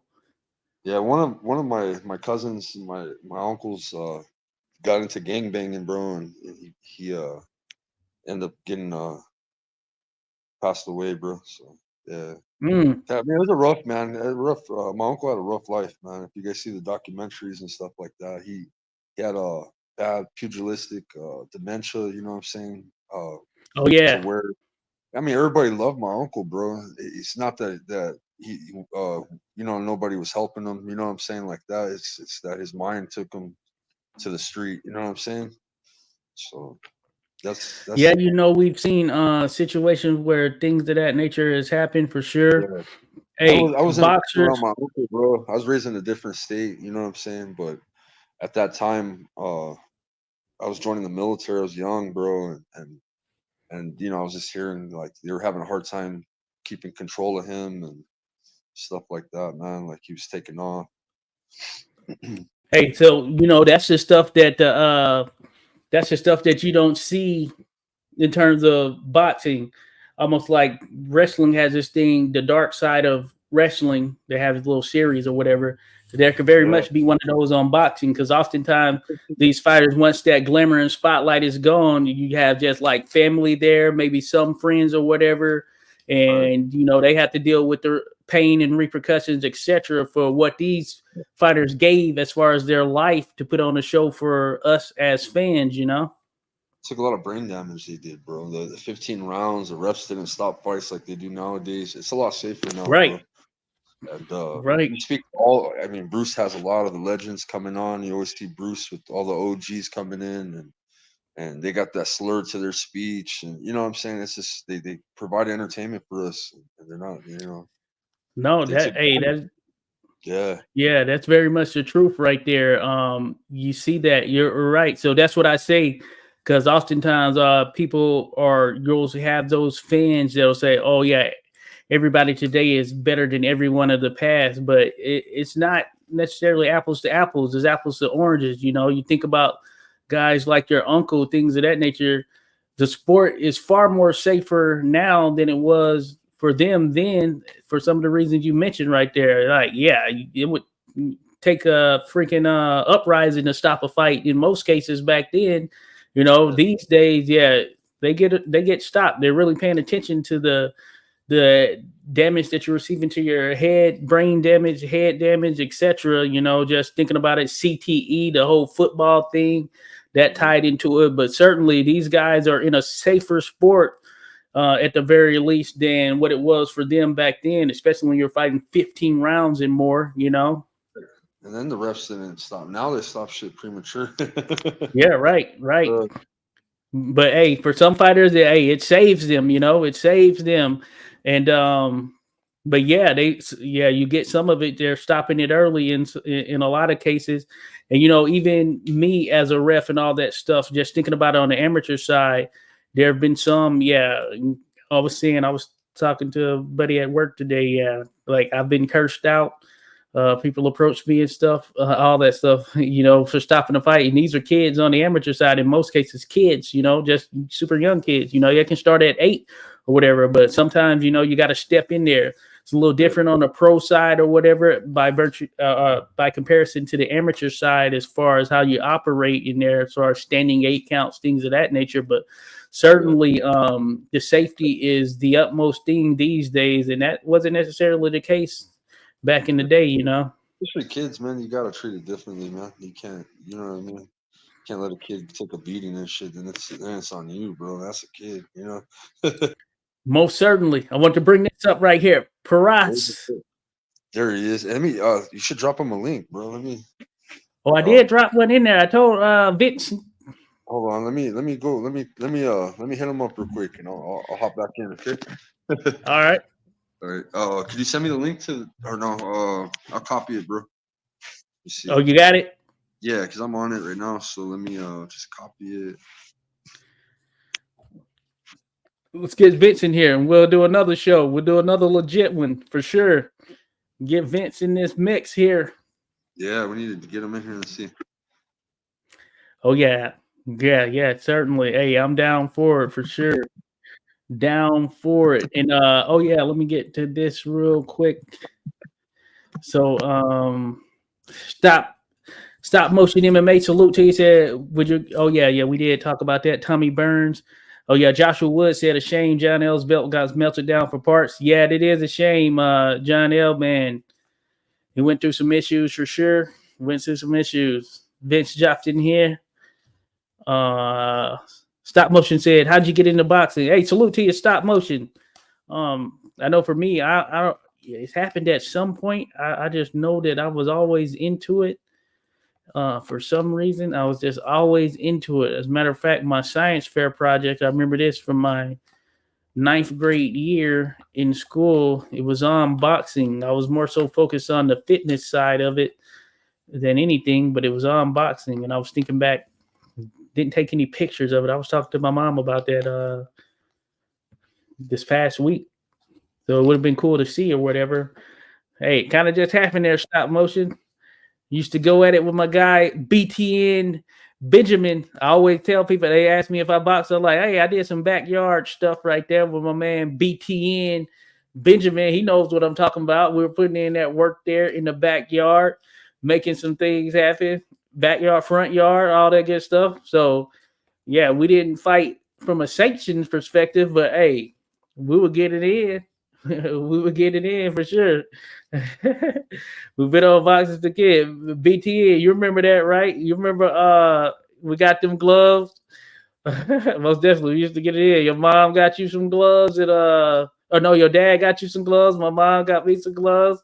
Hey, that made the pair just right there, ready to go right there. BTN Benjamin. Hey, be sure to check him out. He's about to create a YouTube. He's about to create a YouTube. We're gonna be sharing. We're gonna have to get BTN Benjamin on here for sure. Hey, we gotta get him on here. Come talk some stuff right there. Get him on the panel. It is what it is. I'm gonna have to send you a link here, BTN. Just in general, you know, I'm gonna have to send you a link. Be on the lookout. Be on standby. I'm gonna send you something. Got Skywalker the boxing up in here. We got Vince about to come in. We got Vince. Gotta get BT and Benjamin up in this thing as well. Let's see here. I see you, Skywalker. Vince, what's going on with you, Vince? Can you hear me? It's nighttime over there, or no, maybe early morning there in the Philippines, huh? What is the time difference? It's a pretty solid time difference, right? 9:15 a.m. Hey, okay, cool. I'm trying to call him. Oh, AM. Salute to your Vince. We got Vince Paris in here. Let's go. What's good with your Vince? How you been? I'm fine. It's tired, but it's okay. This is part of boxing. Lose weight. Oh yeah. No, hey, appreciate you being here for sure. Hey, boxers, you used to these crazy times at times, you know, just putting that work in. Appreciate you being here for sure. We've been talking about your fight coming up, and hey, I got to get you back on here. We're gonna do another legit interview. It's coming up. We've got a couple of videos that Skywalker and I are gonna be releasing here soon, just to represent for you. Are you excited? You ready? Yes, I'm very excited to fight in Japan and go to Japan because 5 years I can fight in Japan. Okay. How you feeling weight wise? You feel good? Yes. Last time my weight is 114, but my trainer said you already eat because 19 days ago you have you 114 already. Oh, you're already 114. Wow. Crazy.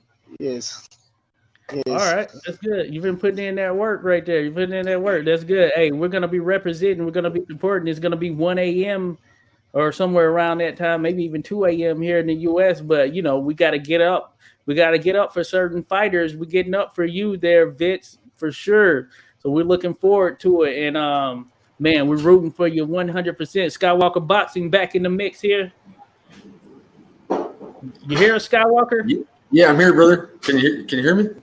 Yes, sir. You were just talking about Vince. Vince said he's already 114. Yeah, I'm just I'm gonna share this to my show. Is that okay, brother? I'm gonna connect it. You have that feature, so I'm gonna do it. Interview with Vince Paras. I encourage it for sure. Hey, this turned into something even more right here. Appreciate it. Number five flyweight in the world.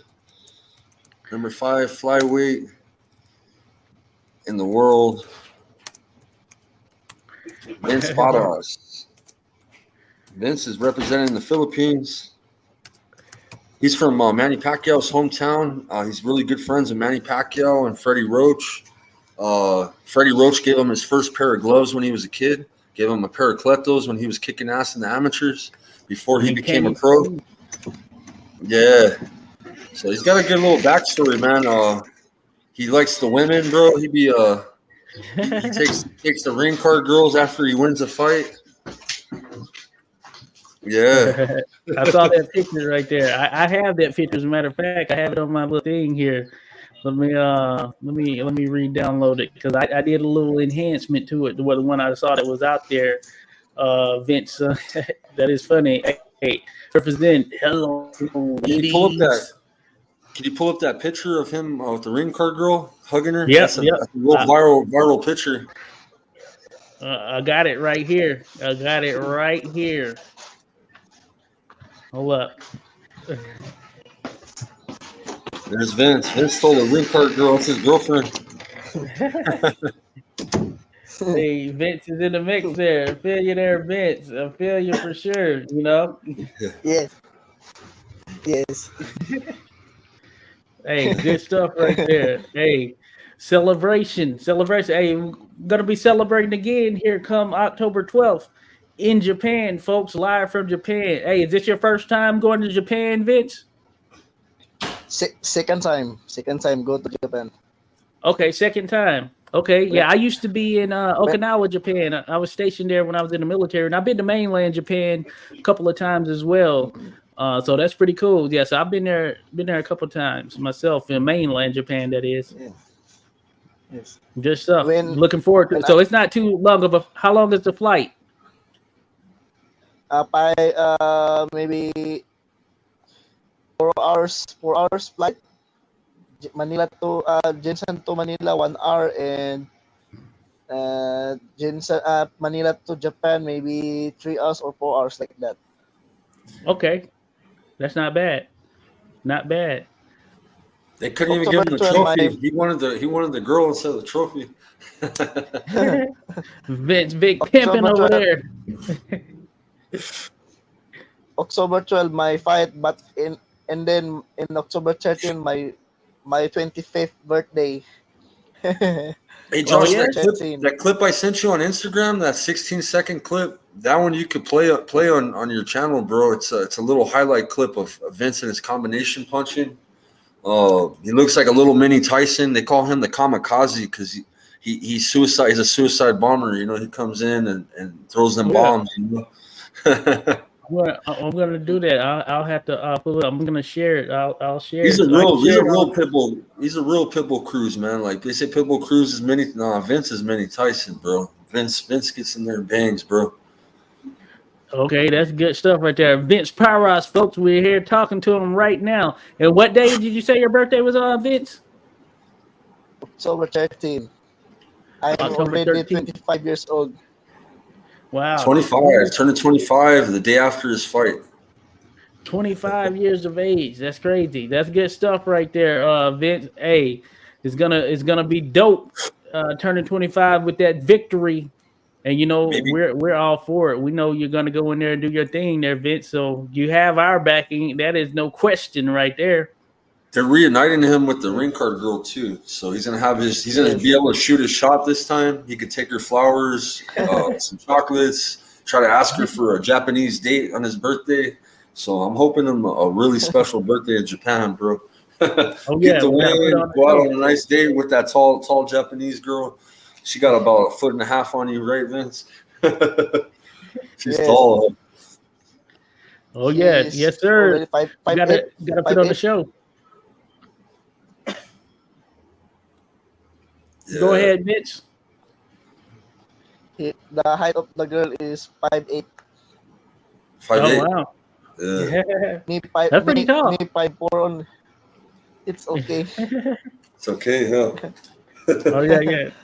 Yeah, Skywalker mentioned you got some new trunks made, all that good stuff. Hey, just find the time. You've been out there making it work right there. We appreciate you there, Vince. Yeah. Shout out to everyone who is tuning in, checking us out. Vince Powerhouse in the building, baby. We have others tuning in. Salute to Steel Feathers TV. Steel Feathers, what's up, man? Steel Feathers TV in here. Appreciate it. Says good luck to you there, Vince. I know you're gonna bring it.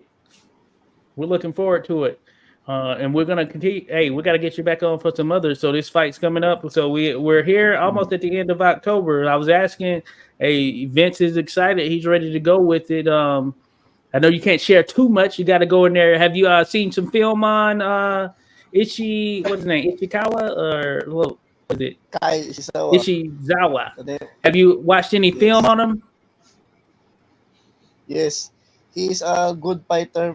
In he's a big puncher, but I have tactics in my fight in upcoming on October 12. But this fight is good, very Yeah. tough fight. He's the same Oh, yeah. style as him, bro. This fight's supposed to be an explosive fight, bro. They're both going to be beating the shit out of each other, bro. So you guys stay tuned. Kayesh is always tough. This is going to be a really tough fight, Vince. We're going to Yeah. have to go in there and beat this dude's ass, bro. Oh yeah. I'm on 86. I'm on a different channel still, Feathers. I'm not. I guess I'm live on mine. I connected it just right now, I guess. But yeah, I'm over here. I'm at 86 Boxing. You go subscribe to 86 Boxing. This is Josh right here. That's another great channel, man. He breaks down the history of fisticuffs and he goes back in time. I already finished subscribes this channel 86 Boxing. He's the one who told me. Skywalker. Yeah. Hey, appreciate it, Vince. Yeah. You know, we do history a good deal, but hey, we still be in the mix there, Vince. 86. Hey, man, he sponsored a fighter, bro. That's a big deal, bro. And then he has 500,000 viewers, bro. When he fights, he did bigger numbers than Canelo and Ryder because Canelo and Ryder was right before his fight. Vince broke Canelo's records, bro, on his last fight. He's got a whole country behind him. You guys keep your eye out for Vince Barras. This guy, he's explosive. Very, very fun to watch. The only thing I don't like, Vince, is you got to move that head, bro. You can't be getting punched, bro. You can't be taking shots all the time. I know you're tough. I know that's your style, but you got to move your head, bro. This next fight, you got to move that head, bro. We're giving you some advice. We want to see you succeed. Yeah. That's the only thing that I see that, man, I want you just to not get hit as much. Be more slick with it, but use your power, bro. Just keep going in on the inside like you do, bro, but just try to move. You know what I mean? Because I don't want to see you get knocked out, bro. Good stuff. The Boxing Kangaroo says, let's go, Vinny, my bro. Salute to you, the Boxing Kangaroo. He also said, salute, fellas. Salute to you there as well. Steel Feathers TV, we will support you, bro. Hey, we're supporting you there, Vince. You know that. You know, hey, you got backing here, holding it down. Hey, Steel Feathers, come to 86. He put a link in the chat. He's a Filipino. He's a fan of Vince, so he's trying to come in and say some words of encouragement or something, you know? Okay, yeah. Pull up, Steel Feathers. Until I fight World Championship and World Champion, I still sponsor the Skywalker and 86 Boxing, all sponsors in my shirt.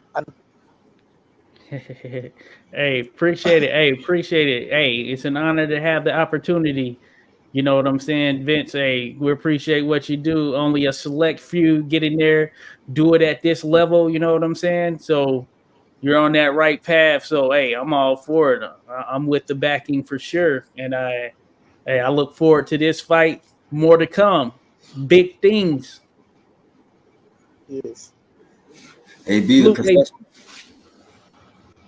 Salute to Skywalker panel in chat. Appreciate you, AB. The winning team. Steel Feather says, Vince, focus on your head movement, of course. Yes. Then he said, then go to his body. Body snatcher. Yes.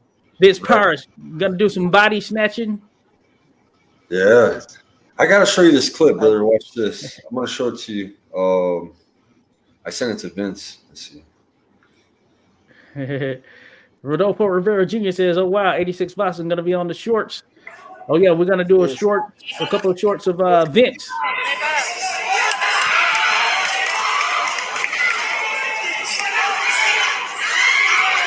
Oh, you can't see it good, huh? Let me see. Let me go this way. Hold on. Let me see if I can. Let me see. How can I make that bigger? Rodolfo, if you sponsor me, I will get you in my short soon. Let me see. Let me get you right there. Get that right. Get that big up here. Yeah, Vince on the attack right there. Let me see.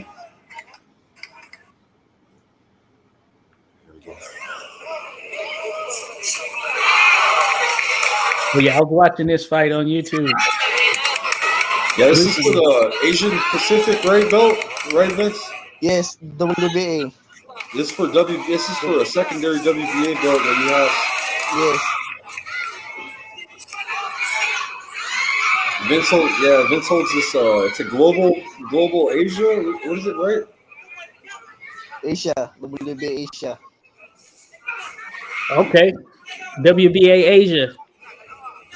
Yes. And former WBO Asia Pacific. Shit. Okay. That's good stuff. Yeah, Vince is he's good, man. He's got a good style, bro. Oh yeah. Vince, hey, he's about that action. You know what I'm saying? He's about that action. That's what I'm talking about right there, Vince. We're looking forward to it. Angel Diaz says he's gonna snatch the ring girl. Right? Certainly. Son. Rodolfo Ridge Jr. says no, like the boxing shorts of Vince Paris. Yes. Yes, sir. Yes, sir. Vince is out there making it happen. He's got shirts, shorts, all that good stuff right there. Rodolfo with logos on it. Shout out to Remy, Renee Young Boxing, LeVar. Demetrius Bray, Yes. Ernest John Johnson. D. Johnson. Yeah, we He got lies we like a diamond. we came together as a community, guys. We came together and we've been supporting Vince, man, for this camp. We were able to get him new gloves, new shoes, the right nutrition. You know what I'm saying? He's ready, man. He's gonna go in there and represent, man. And you got singing skills, man. You're marketable. This guy can sing, Rodolfo. Any song request, he can speak. He can sing in like multiple languages. He can sing in Russian, Thai, Spanish. He can sing some corridos. He can. Vince is the man, bro. Vince is the man. Yes, sir. Yes, Sinatra. sir. He likes Sinatra, huh? He likes Vince. Yes. He likes that style of music. Yeah, Sinatra and Frank Sinatra, My Way. I love the Frank Sinatra My Way song right there. That's what my favorite Frank Sinatra song. Bernard Hopkins used to come out to it. Regrets. I have a few. Still again. Too few to mention. sing it. Go ahead, brother. Good stuff right there, Vic. You are hard to do. It's always true without exemption. To time as years to come, each step along the byway, and more, much more than this. I did it my way. This day or time, I'm sure to knew where I could show more than I could chew. Lots going on. The winter was stout. I did it up and stayed it all. I faced it all, and I could show, and did it my way. Hey, bravo right there, my man, rattling off that Sinatra there. Vince Prowess, the showman, ready to go. I was mentioning his singing when I did the interview with Stephanie Simon. Shout out Stephanie Simon. But Vince Prowess, hey, appreciate it. You know, he gave us a song, all that good stuff, folks. Here, you're getting it straight up. Vince Prowess in the building, folks. Vince Prowess. The kamikaze. Man, the Pinoy Pitbull. Yes, sir. Yes, sir. AB says, Skywalker, how can I support Vince more, bro? Yeah, just hit me up on IG, brother. And message Vince as well on Facebook or Instagram. He's got a Facebook or Instagram, and we can get him a remittance. You know what I mean? Sent to him, and he's already got the trunks and everything made out, AB. But definitely he can shout out your business, whatever you want. We can. There's even, you know what I was telling him? There's other ways that you can get sponsorship, bro. Like I know that's kind of cheesy, bro, but they got the temporary tattoos. Have you seen those? Where you put the logo on the skin. Yeah, you can rock the tattoo of a company as well on the skin, but that's kind of overdoing it. But there's other ways to support him, man. You know what I mean? And yeah, it'll all go to a good cause for him. That's he needs some Japanese. He needs some money for Japan, man. I know that. So he's gonna need some travel money, you know, out there. Yes, sir. Hey, what's going on, Taton? How are you? Hey, I'm fine. Hi, bro. Hey, how you Skywalker. doing? What's up, brother? Yeah, yeah, I'm good. Vince, good luck for your fight. Salamat. Thank you. Appreciate Oh, kana ba? Wala ba? Focus lang kasi mo head movement ba? Head Matik. movement and go to his body. Your Matik. match. Pwede puncher ba kay ko?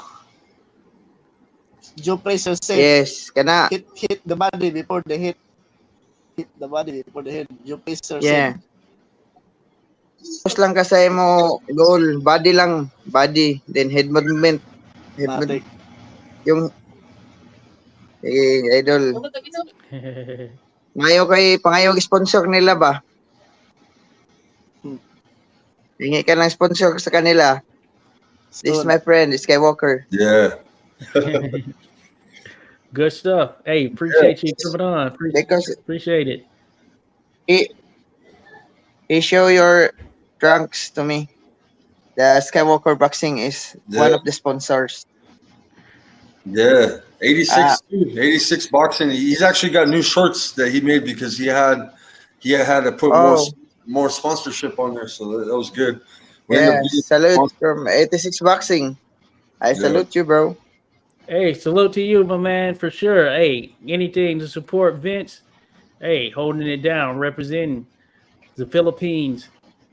Shout out to my fellow Filipinos out there holding it down. That's good stuff. Anytime there, Vince. Hey, we're gonna be there from now and moving forward as well. Yeah. Na Vince, tako nga jud. Matik nga pero excited na gani kayo. I'm very excited. We're excited too. We're more excited than you. Hey, I bet. You bet? Yeah. No, I bet for round 5 or 6 knockdown. You hear that, Vince? Round 5 or 6. Yes. Invest to his body, man. You gotta go to invest. Happy. Oh yeah. The body work always gets you where you need to be right there. Hey, but fight smart. Fight smart, Vince, for sure. Fight smart. But invest in that body for sure. Yeah. Yes. It goes minimal investment, maximum return. You invest, round 1 to 3, then you will get return the gold for the 5 or 6 round. Hey, Domingo, are you from the same province as Vince or different area of the Philippines? Nah, I'm Bisaya. Where are you from, Vince? Taga-asa ka? Jinsan. Jinsan. Naga-Leyte. Leyte. Ormoc. Tago na ako sa Manila. Paisano del Casimero Hermano. Yeah, he's my Yeah, we're neighbors. We're neighbors. We're neighbors. Okay. We're one town on Casimero. We are only one town. I could actually show to Bro Skywalker the conversation of me and Kuya Lods. Oh, okay. Yeah, you and Jason, huh? That's Casimero's brother he's talking about. Yeah, and then Vince is from Manny Pacquiao's neighborhood. So yeah, he's Jinsan, he's in Casimero. Yeah. Matik na. I know. Vince is the next star out of the Philippines, man. I'm telling you, Vince is doing good, man, lately. Everybody's believing you, Vince. Yeah. Everybody's future champion, so they're expecting you to bring the country a championship. Vince, if naka sa Manila pag kuan sa ako kay basig can I take some pictures of you, ha? Sige, no problem. Yeah, I will add you. Sige, Facebook, Vince Paras. Yes. Vince Paras. Yeah. This is my cousin, a YouTuber. Oh, okay. Oh, yeah? Yeah. Oh yeah. Hey, Please what's going follow my on? YouTube channel, Boy Tulong Vlog. All right. His blog content is helping other people. Oh, Uh, good. Okay. he know boxing, but not very much. Not like us, a huge fan of boxing. Yeah. Okay. And what do you think about Canelo Charlo, Vince and Domingo? What do you guys think about Canelo Charlo? Oh yeah, that's coming up. Yeah, I know Canelo will win. 8 to 9, 10 rounds, man. Canelo is Canelo.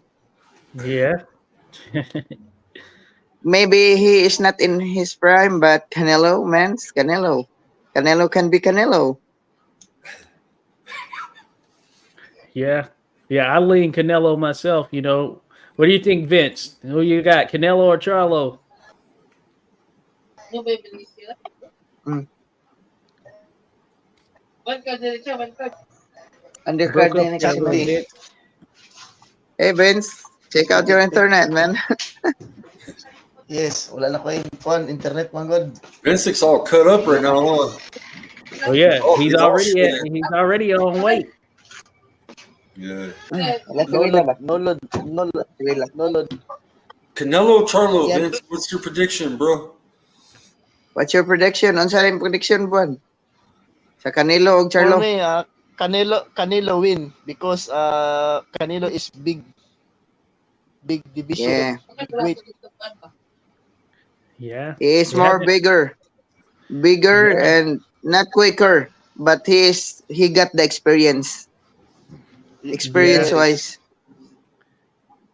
A lot of fights, and he's Yeah. he's Canelo. So yeah, I lean Canelo because he has that experience. He has the fights there.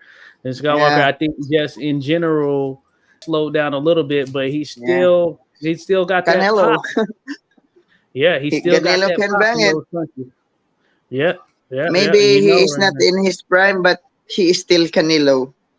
Canelo Yeah. Alvarez. Yeah, certainly. And we think about some recent examples of jumping up 2 weight classes. It doesn't work out too well. It worked out for Canelo. He's one of the Yeah. exceptions. But when Khan jumped up Yeah. to fight Canelo, he got knocked Yeah. out. When you had Rigo jump up to fight It is. Lomachenko, Yeah. didn't work out. No. It's Canelo's No. property. Canelo home court. Yeah, he's very much 168 right now. Charlo's going up. He Yes. probably walks around there at that weight or above, but I think he's gonna feel it when Canelo starts to dig into that body. If Charlo wins, Dimitri Bivol is waving at him. Maybe Dimitri is want to go down for the belt. You know. Oh yeah, Adpin ko kuya tata. Adpin ko. Oh. Adpin mo in Facebook. Tatang. Oh, iadti ka. Soros. Oh, sige. Iadti ka niya. Salamat. Muchat. Salamat. Oh. Sponsor ko tatang Kay- vitamin si Muha diha.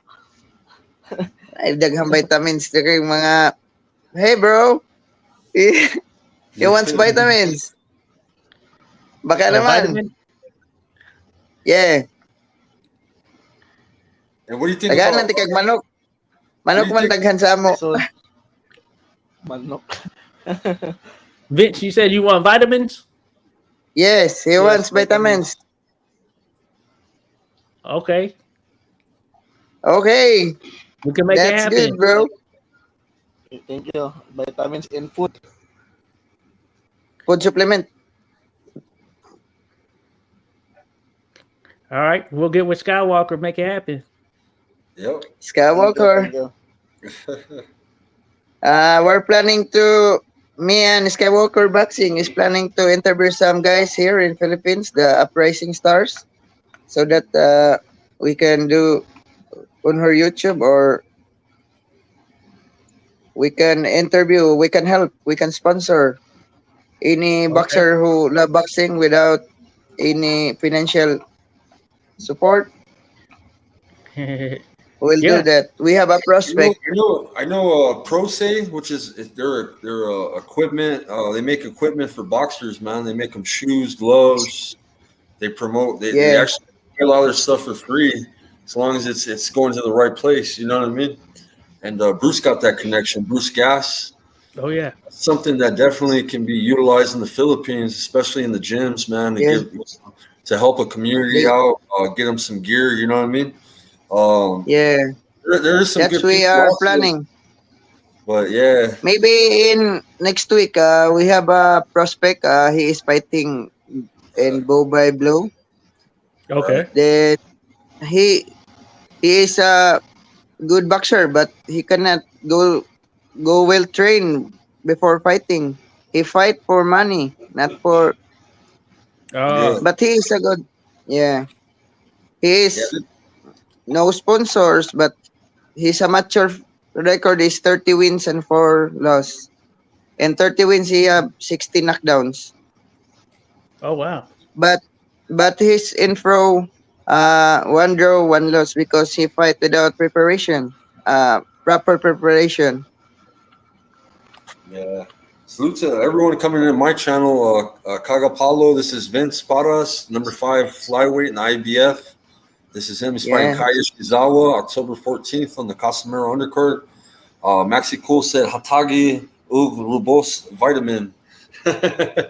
Quick salute. uh, How you doing? Trying to All practice right. Paulo.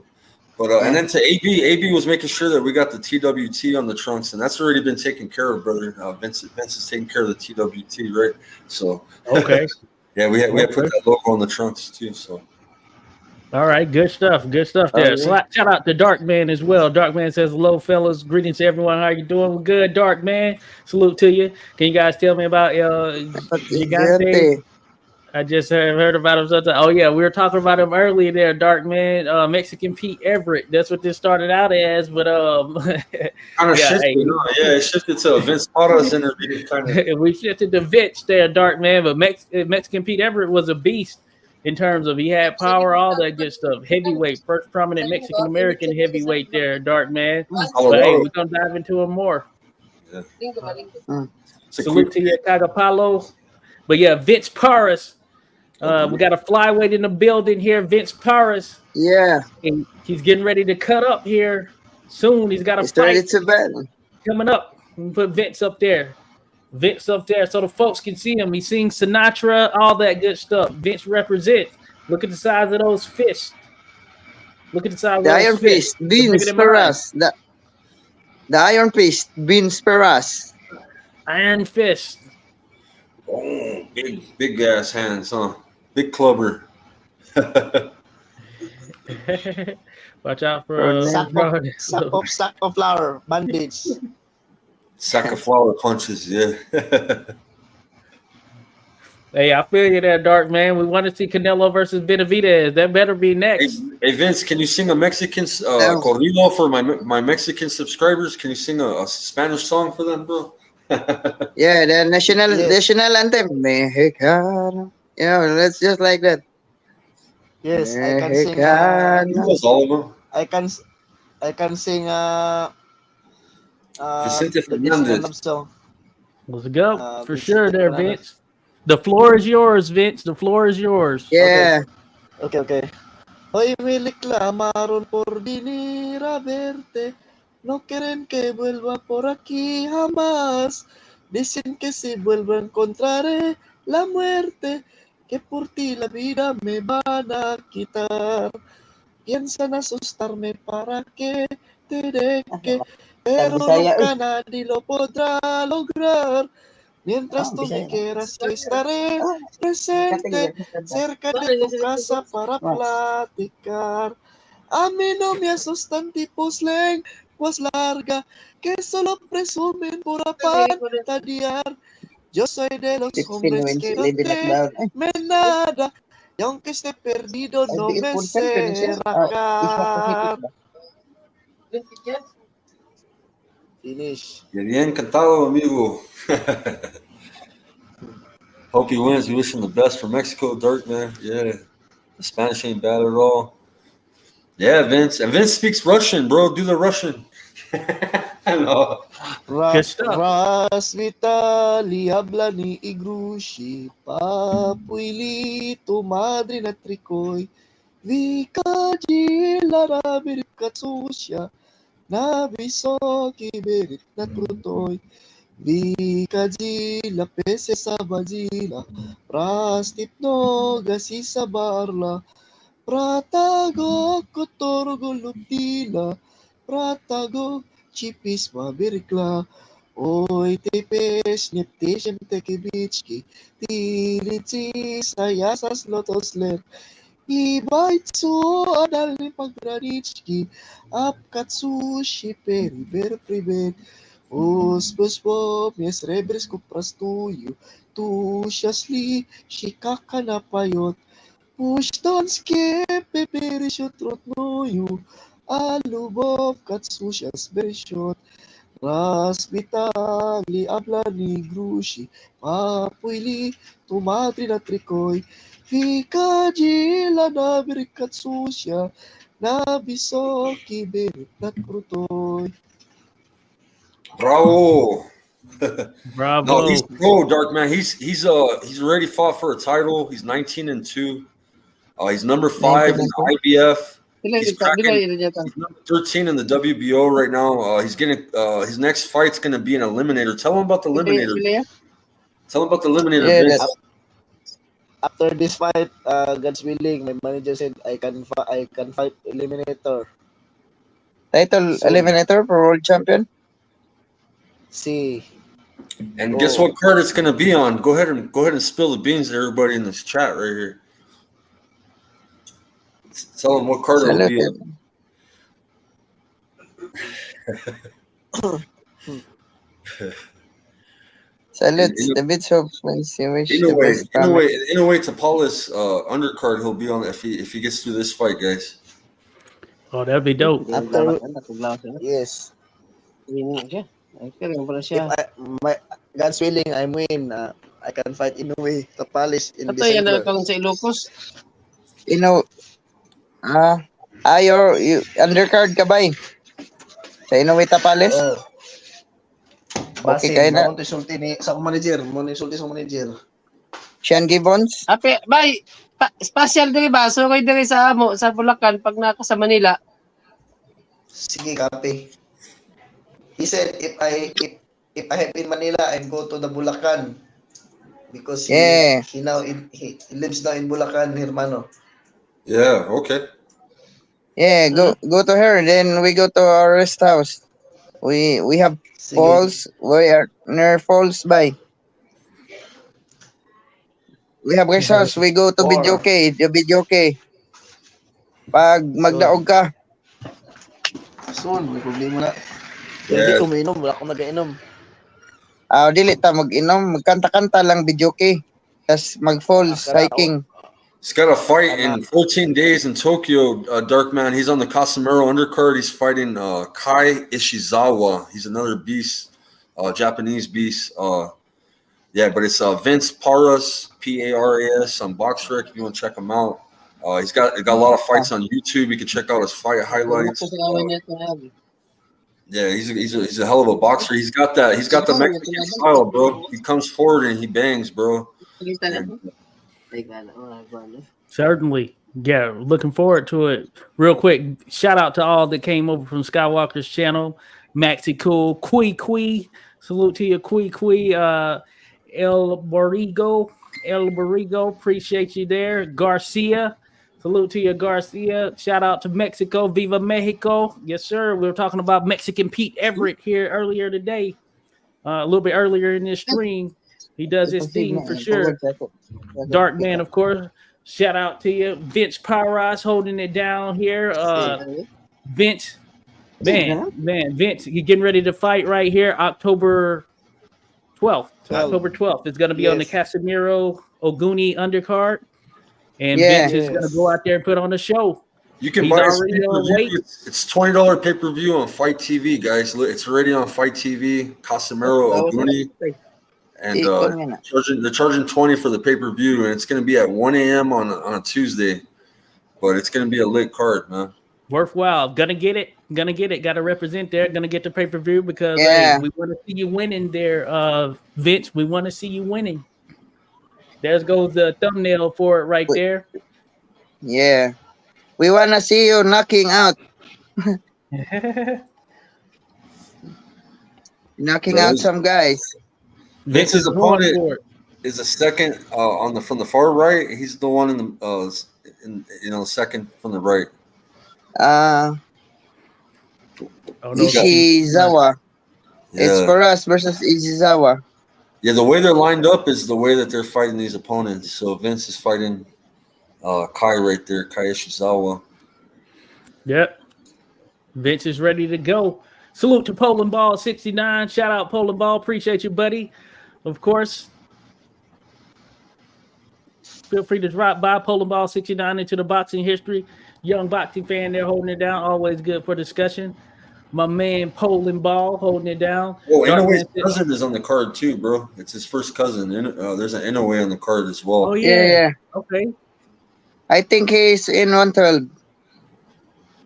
Oh, an uncle? He's Cousin. nephew. Pure Panawi.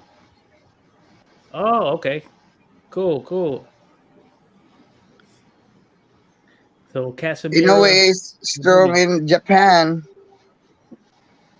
Mm-hmm. Is a lot of Filipinos really rock with Inoue, huh? They really, that's like their main guy right now. Yeah. I've noticed that. All I've noticed- Inoue's in Japan. They are the real deal.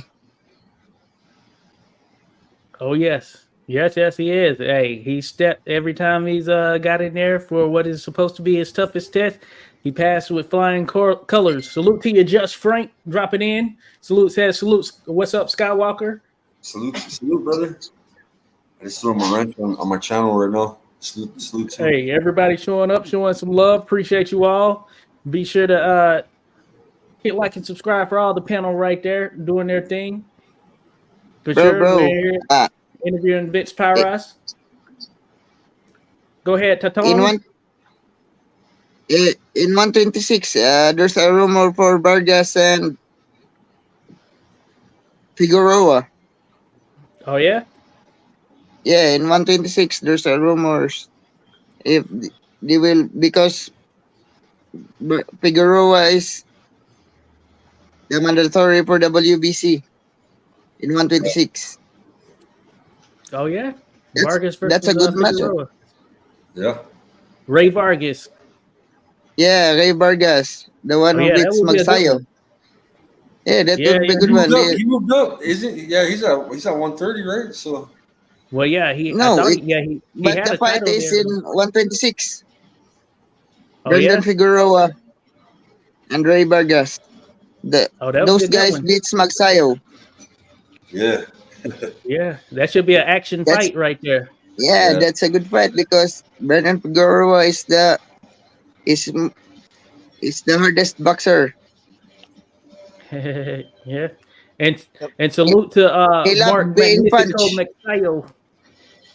Yeah. 86 boxing and Sky Imado, I'm go to sleep now because I'm sparring later. Okay. Oh yeah, you don't want to mess that Oh up. yeah, there, I will Vic. add you. Thank Yeah. you 86 Good. boxing for the vitamins. Good Correct. stuff. We'll do it again too. We're gonna make it happen there, Vince. Take Yeah. care. Thank you, Mano. I-adlanta ka ba? I-ante ka. Thank you. Vince Pagas, mag-PM ko. He Yeah. wants to go Right to rest. He wants to go to rest. Oh yeah, certainly. He's gotta get prepared, get ready for he's got a big fight coming up. Gotta Right. take care for sure. Yeah. But he needs to go focused on his head movement. Oh yeah. He have a head movement routine. That's because of style, bro. Vince is aggressive. He's always like Yes. smothering. He smothers his Yeah. fighters, bro. His opponent. He wants to brawl always. Yeah, offensive. Very offensive. He's slick with it too. He can slip punches. I just like to see him move the head a little more, bro. Yeah. We want head. He can dodge very- more punches. Yeah, dodge more punches if he moves that cabeza a little bit more. Salutes a victory dance. He needs to improve his head movement. Maybe a daily routine. Like 1, 2. Oh yeah. Because Yeah. Powerhouse I don't has a know. power. How long you want to go? You wanted to be live for, brother? I just for the interview. You're gonna get off here. It's pretty late where you're at. Oh yeah. Probably about a few more minutes. Yeah. About 5 more minutes. Get the 3-hour mark. Don't All cut right. this up into shorts. We'll use it Yeah. for promo purposes as well. Salute to Flack Boxing in the building, baby. What's going on with the Flack? He knows about the boxing history right there. Youngin getting at it. Salute Rodolfo. Let me know he was in the building. Got to get the PPV, AB. Yeah, we got to get that pay-per-view for sure right there in support of Vince. He's going to do his thing. Rodolfo mentions there's another innovative fights in the family. Yes, sir. Yes, sir. So he's going to be on that undercard there. So the Vince Prowess, he's going to be on the pay-per-view. So got to support. Darkman said, Anyway, brother. Anyway, the family Inoue is the toughest in Japan. Yeah, one of the best in the world right there. Yeah. Number 2 pound for pound or 1 pound for pound, depending on how you. Yeah, because Inoue Tapales. Maybe Tapales is more underdog. Yeah, he is. He is. Tapales, he can fight, but yeah, it's gonna be tough. Right. Yeah. It's gonna be tough But right there. maybe in Casimiro Inoue. Oh Maybe yeah. Casimiro has a power. He can one punch can change the world. Where's Casemiro fighting at right now? He fights at 122. Oh, so he's at 122. 122. Okay. He's trying to get the, He's the number smoke. 5 in WBO. He's number 5 in WBO. Yeah, we need to make that happen right there. I know it's been talked about for a while. But Casemiro, but he's good. Casemiro is fighting very safely. He fight now very low class boxing in mid boxers. So he will step the rankings up. Then if he is the mandatory, he will bang Inoue. If Inoue, will not skip in 122. He's got an awkward style you can't prepare for. I think with Casemiro, and that's why I like watching him, bro. Tell me what boxer does spinning uppercuts like Street Fighter, bro? You know what I mean? Like what it's fighter like does that, bro? in He's the Tekken. only one. He's the only one that does spinning uppercuts and lands and knocks down opponents with that shit, bro. Yeah, he's got legit power too. Yeah. The Japanese, 2 of his mates, like said, Casemiro's punch is like in middleweight. The power is in middleweight division. And then the punches you don't see him, bro, from Casemiro because he's like angles and he's got a real awkward style, bro. It's a trip, bro. Yeah, it is. Salute Bruce Gas, Boxing Jazz, and more real quick. I have to say salute to our brother Bruce out there. Be sure to give him a like and subscribe. Go check him out. Check him out on the Tim and Tim show as well with Skywalker, Tim Witherspoon Jr. Yeah, show the picture. Oh, yeah. Let me show the picture. Vince needs vitamins. Oh, yeah, Vince needs vitamins. We got to get them. Yeah, there we are right there, Bruce.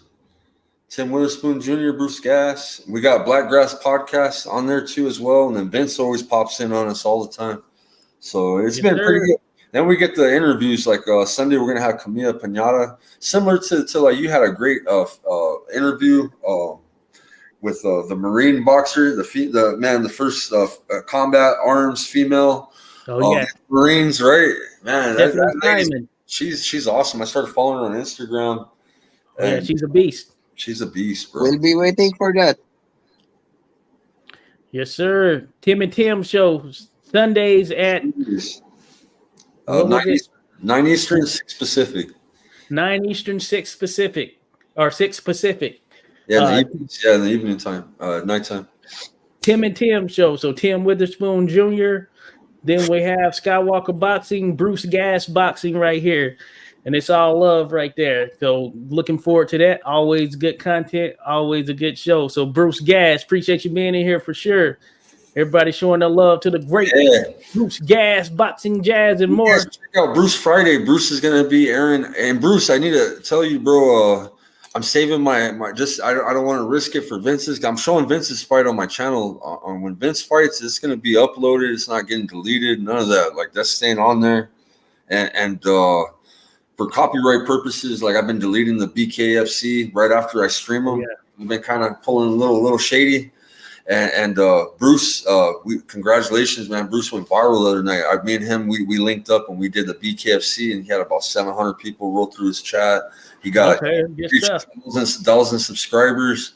So I'm gonna be on his panel this time. I'm not gonna go. I'm live on my channel. I'm gonna put a memo. Maybe I'll be live with the link. Maybe I'll keep it live with the poster, and just have the link in the chat for people to go to Bruce's chat. You know what I mean? But I'll be with Bruce on Friday night. I'll be streaming the BKFC 51 over there at Bruce's channel. So you guys tune in. So that's this Friday. Yeah, this Friday is BKFC 51. Last week was 50. They did them pretty quick. You know what I mean? So yeah, right. I was tuning into that last one. It was a good one. So yeah, I'm gonna come through and check that out. I have a stream that's going on the Gentleman Jim Corbett, taking it back old school right there, second world heavyweight champion. But we're gonna come over there. Connected on mine, bro, and you'll hit. I don't know though, but I know you want to keep yours clean. You know, you're monetized, so I'm monetized. They took my monetization away, bro. So I know. Hopefully, they bring that back. What I do, I can stay on YouTube, but they be taking my monetization, bro. So yeah. Hopefully, you get that back for sure there, because yeah, you do some good things for the sport for sure. Yeah, that's how it is. But yeah, mine, we're talking about some old school boxing right there. Some people are into it, some people are not, because it's going way back there. I'm talking the second world heavyweight champion ever, Gentleman James J. Corbett, aka Jim Corbett. You've probably known or seen the name. So that's going to be on Friday starting at 7 p.m. Eastern time. But that being said, yeah, once that is over, dipping out there, checking out Bruce Gas so we can see this bare knuckle FC for sure, because that was pretty interesting. Yeah, it's this must see Friday. So yeah, it's gonna be dope, man. I did it right away. I was surprised, man. I seen it the other day. I was like, damn, they already got 51 up Friday. I know, yeah, that's crazy. So when you said that just now, I'm thinking, I've already had strikes and stuff. They'll give Bruce a warning at the worst if he does get in trouble. But I want to say Bruce says he's ready for sure. There, Skywalker. Bruce says he's ready. Bruce is always game. Because every once in a while, I'll be like, I can't go live for a week, bro. YouTube put me on a 1 week timeout, bro. Oh yeah. It could be crazy like that. Certainly, restrictions. They have some new updated policies and all that stuff. Yeah, it's hard, bro, to share. You're a boxing channel, bro, and you can't even show people a highlight clip or how a person fights. You just gotta, because you don't own the content. Yeah, that shit's crazy, bro. Yeah, it gets a bit crazy for sure. So how they work the content piece of it. I know a lot of people have some stuff out of there. That's why, I oftentimes do a lot of videos on guys who don't have any film or very little film. Yeah. Sometimes not even having pictures or whatever, or very little amount of pictures. You create the content. That's awesome, bro. I wish I had them skills, man. Like you put a face to these fighters, bro, off a description, bro. Like you're doing some real historical stuff, bro, teaching people. And bro, it's nice to learn the history of the sport, bro, to find out where it originated, how they used to do things and how it's evolved. You know what I'm saying? It's good to have that knowledge, man. Yes, sir. Everybody to tune into your channel. If you're on my channel, subscribe to 86 Boxing. You'll definitely always learn something. That's one thing that's great about his channel. You ain't gonna hear no bullshit arguing, no debating. It's all love in here. His audience is professional, man. Everybody's great people in the chat. Come check out 86 Boxing. He's got an amazing channel, man. Hey, appreciate it, Skywalker. As I've said, you're building bridges here in the sport of boxing, which is what we needed. I'll dive into the history aspect, but I try to stay tuned to modern times. So that's why I'm always dipping into your channel, always jumping into Bruce's channel. Shows a lot of historic stuff as well from the eras I don't know as much about. Yeah. But that being said, hey, it's all connecting, building a bridge right there. So I'm all for it. Yeah. So I appreciate it 100% for sure. Yeah, check out he does. If you're a Steelers fan, go check out his channel. He does a professional Steelers channel on his network, and they do boxing talk, and he's got a good panel, man. You check him out. He's got a good channel. All right, salute to those Steelers, Mike Tomlin. Yeah, I'm a Steelers fan, so I like his channel a lot, man. They do a good talk, man. All right, Just Frank says throw up the link. Yeah, let me. I'll put it in my chat if you're over there, brother. I'll put it in there. Oh, you got it there, Skywalker? I do. I can put it in the chat over here. Salute to you, Judge Frank. And Bruce Gass says salute to Rodolfo. Hey, appreciate everyone being here, of course. We're just talking boxing right now, a mix of some of everything for the most part. We were talking Mexican Pete Everett. But that being said, we've jumped into, just discussion on what's going on. We had Vince Paris on here, who's going to be fighting on October 12th on the undercard of Casemiro versus Oguni, going down live in Japan. So for those in the U.S., depending on which coast you're on, it's going to be very early, very, very early. Very early, especially if you're on the East Coast, where I'm at.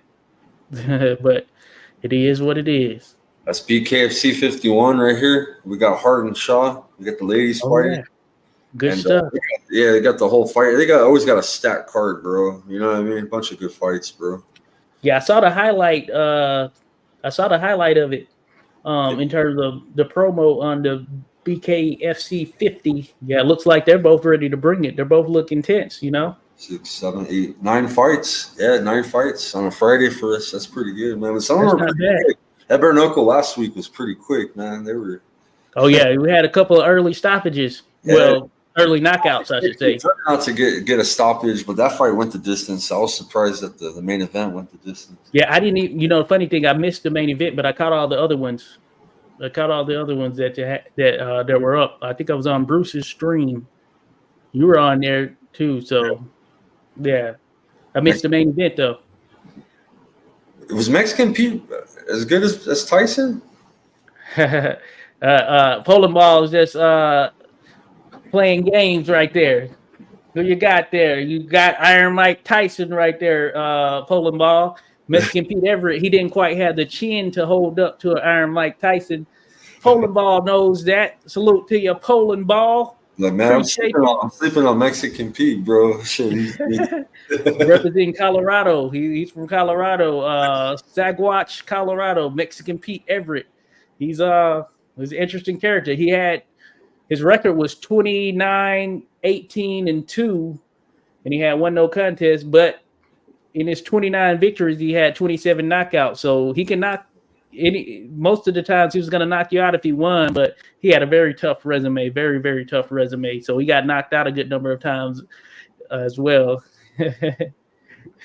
Just Frank. That's going to be a good female fight's good. Britain Hart versus Melanie Shaw, going to be a good one. Hart always entertains. Okay, good stuff. I'll send you, Bruce. I'll send you the thumbnail and the info. It's the ladies. The ladies are the main event. So that's what Frank's talking about right here, brother. So. Good stuff there, Bruce. Good stuff. Yeah, Skywalker's got you covered. Rodolfo says Mexican Pete all the way. Rodolfo representing Mexico right there. Skywalker, Rodolfo, he's representing that, so he's going Skywalker. También, man. My family's from Cuauhtemoc, Chihuahua. I grew up by Juarez, bro. So I'm a Mexican myself, bro. All right. We're Mexican. White, even though I look white as hell. Yeah, Rodolfo represents Jalisco, Guadalajara, bro. Hell yeah. Yes, sir. It's good stuff right there. Rodolfo Rivera Jr. That's good stuff. Gas Mask in the building. Said praise God. What's up, brother? Praise God. Appreciate you, Gas Mask, dropping in. He goes over to another buddy's channel. I have a friend that goes live at night. His name's Bethos, and they got a nice little community in there. I've been seeing a lot of his community coming over. Appreciate you guys, man. Phillips.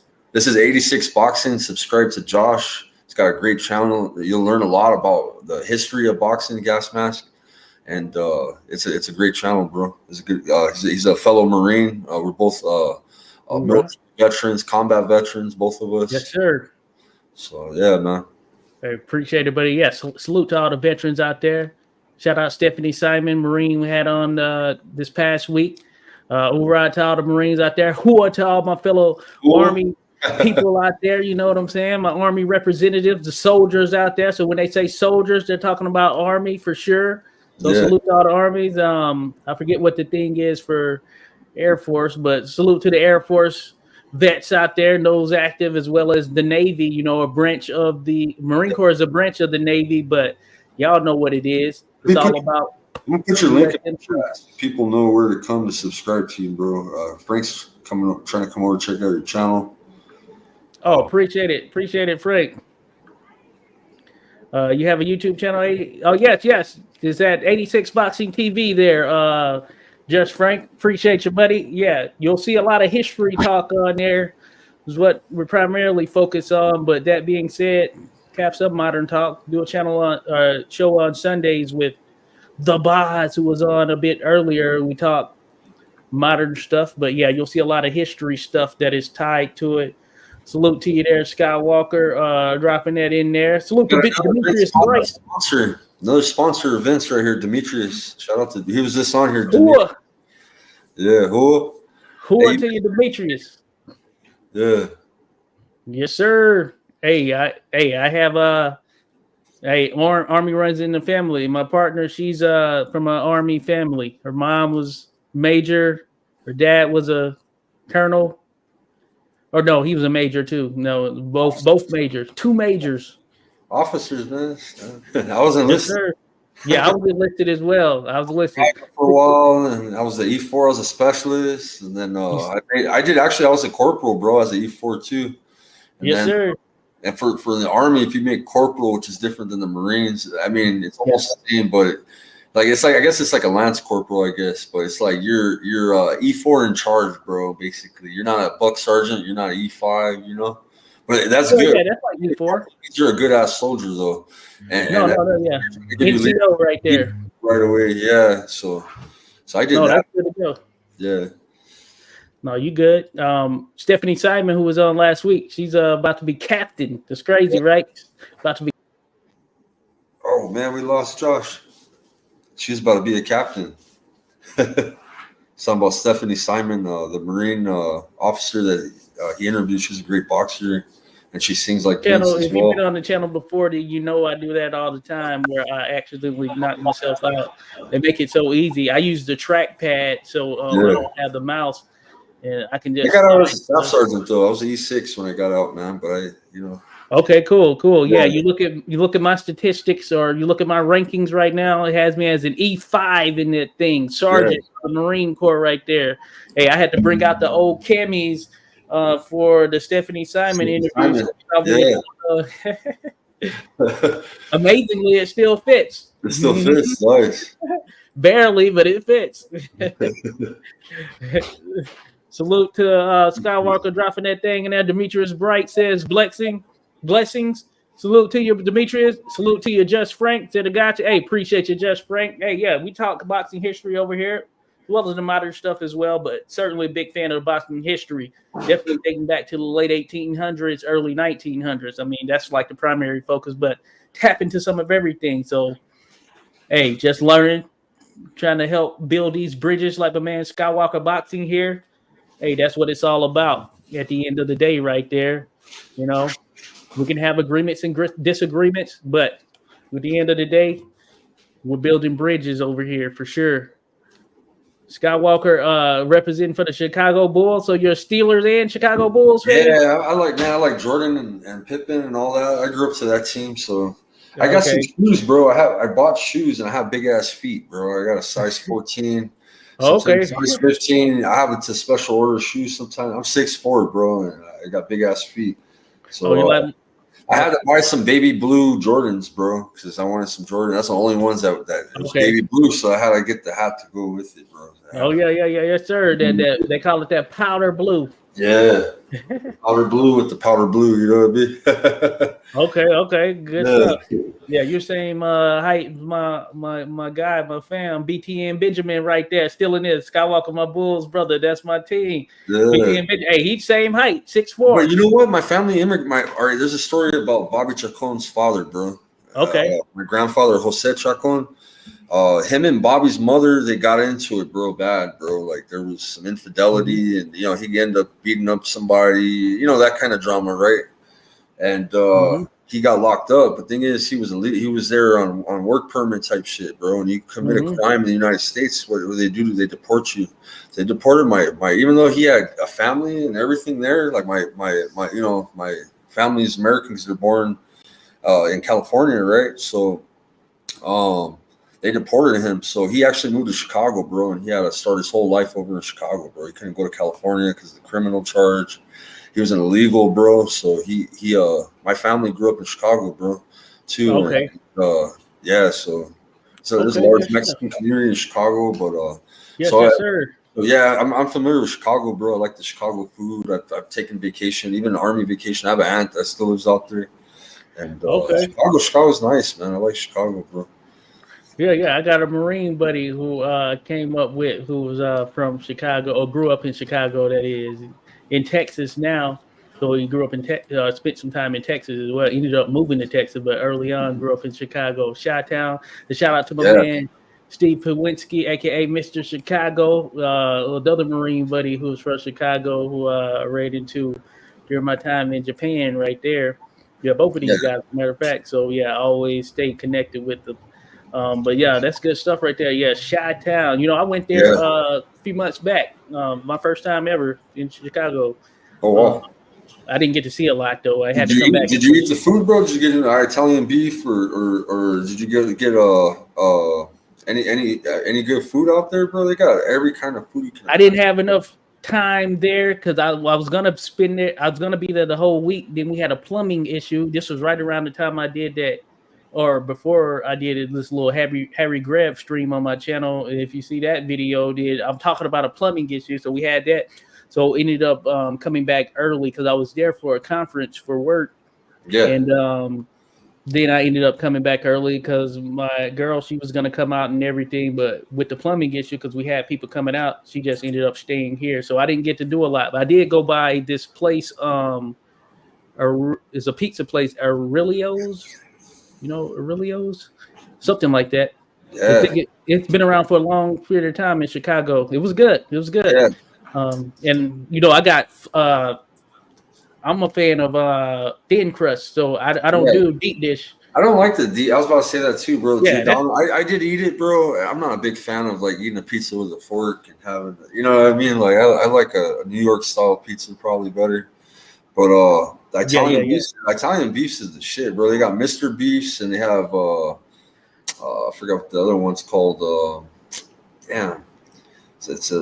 There's Mr. Beefs, and they have another one that's like real famous, but they use those peppers, bro. Those peppers are weird. It's Giordano peppers. Yeah. I know of those. Spicy or they're kind of sour. Yeah, and they ask you spicy or mild. And man, that shit's bomb. It's just like a roast beef that's been cooking overnight, man, and all that au jus sauce and all that. Yeah, I didn't get to try that, and I'm sure I would have because one of my coworkers, she was from Chicago and she lived out there, and so she took us to Aurelio's. She would have taken, probably took some of the others to other spots, but that being said, because I had to come back early, I didn't really get to check it out, and I wanted to go by Soldier Field, where Jack Dempsey and Gene Tunney fought back in 1927, the long count fight right there. And they had 100 and I want to say around 120,000 fans or somewhere in there. Correct me if I'm wrong. If that's long count, I don't know if I mentioned up because one of the fights was in Chicago. Yeah, Chicago. So it might have been the first fight. I can't remember right now, but one of the two fights between Dempsey and Tunney was in Chicago, and they had 120,000. That might have been the fight before the long fight. That might have been the first one right there. 1926 actually. How many? 120,000. Yeah, 120,000 plus, somewhere around there, and it was one of the biggest fights in history, of course. And if you see the picture of it, and I think I have a picture, or I have to pull up a picture. You just see it; it just shows you, the size of the crowds. Then Dempsey versus Tunney, I think his first fight actually, in Chicago. So that would have been 1926, and I know Soldier Field, from what I gathered, it's still the original one from that time, but they did do some renovations right there. Or they did do some renovations in the stadium at some point. So it's crazy. But I have it here. Let me share this real quick. Let me share this picture. This is what it looked like back then. This is 1926. Soldier Field, Dempsey versus. Take care, brother. Thank you for coming in. Hey, appreciate you, Judge Frank. Thank you.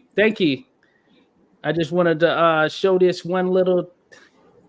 Here we go. This is from Twitter right here. Look at that. The ring is right there where that flash is. But look the amount of people there. This is Soldier Field. Back then, they didn't have the technology like monitors and all that shit above them. They didn't have. Imagine, bro. Like, bro, you want to be able to see shit, bro. I know. That's what I'm thinking right there. You know, if you were back I've here, been to fights like that, but I always look at the jumbotron. And like, if I pay general admission to a fight and it's a big spot, bro, and I got those nosebleed tickets, I did that for the bare knuckle for the Juggernaut. I bought the rear seats of the place, man, in Albuquerque, and I couldn't even see the ring that good. I was looking at the jumbotron. Yeah, it's tough. It's tough when you're up there for sure. It's tough. But imagine that back then in the old days, you just wanted to be in that environment. That's what it was, and everybody talking about the fight. That's like true fans, bro. Like we lost a chunk of those fans nowadays, bro. Like, right? You know what I'm saying? Like, we need to bring boxing was number one back then, bro. We need to bring that back, bro. We need to, bro. That's crazy because we get like Anthony Joshua, he'll sell out 70,000. Him and Klitschko 90,000 plus right there. That's pretty dope right there. So I think, man, I think we could have gotten somewhere near that if they would have had Mayweather versus Pacquiao at Dallas Cowboys Stadium. Right. But of course, they were about the money, so it was in Vegas, unfortunately. But if they would have taken it back to the days of the true boxing fan, it should have been in Dallas Cowboys Stadium, and I have no doubt that they could have probably neared 100,000, or it might have even eclipsed such, That's amazing picture, bro. I like that, bro. Yes, sir. Yeah, that's awesome. It's crazy to see right there. It's crazy to see. Yeah. Hey, Bruce mentions it. The only way you could see it, it was illegal to take fight tape across state lines. Yeah, that is true. They did that after the Jack Johnson versus Jim Jeffries fight. Congress had actually passed a law that barred fights being transported across state lines. So you had to go to a theater in your state, but there were some bootlegging type situations, of course. And some exceptions were made under the table. But that being said, it was illegal to take them across state lines. Isn't that crazy to think about? Just overall, you can't show fights across state lines, and that's because of Jack Johnson, James J. Jeffries, and the riots and etc. that it caused. Yeah, that's amazing, bro. It is pretty insane. Salute to Rod Scott, 222 back in here. Salute to your Rod Scott. Appreciate you, buddy. But yeah, man, just amazing stuff. But I wanted to show that picture that I think it puts things into perspective. So boxing, realistically, still a lot of good stuff. Just a lot of good stuff going on today.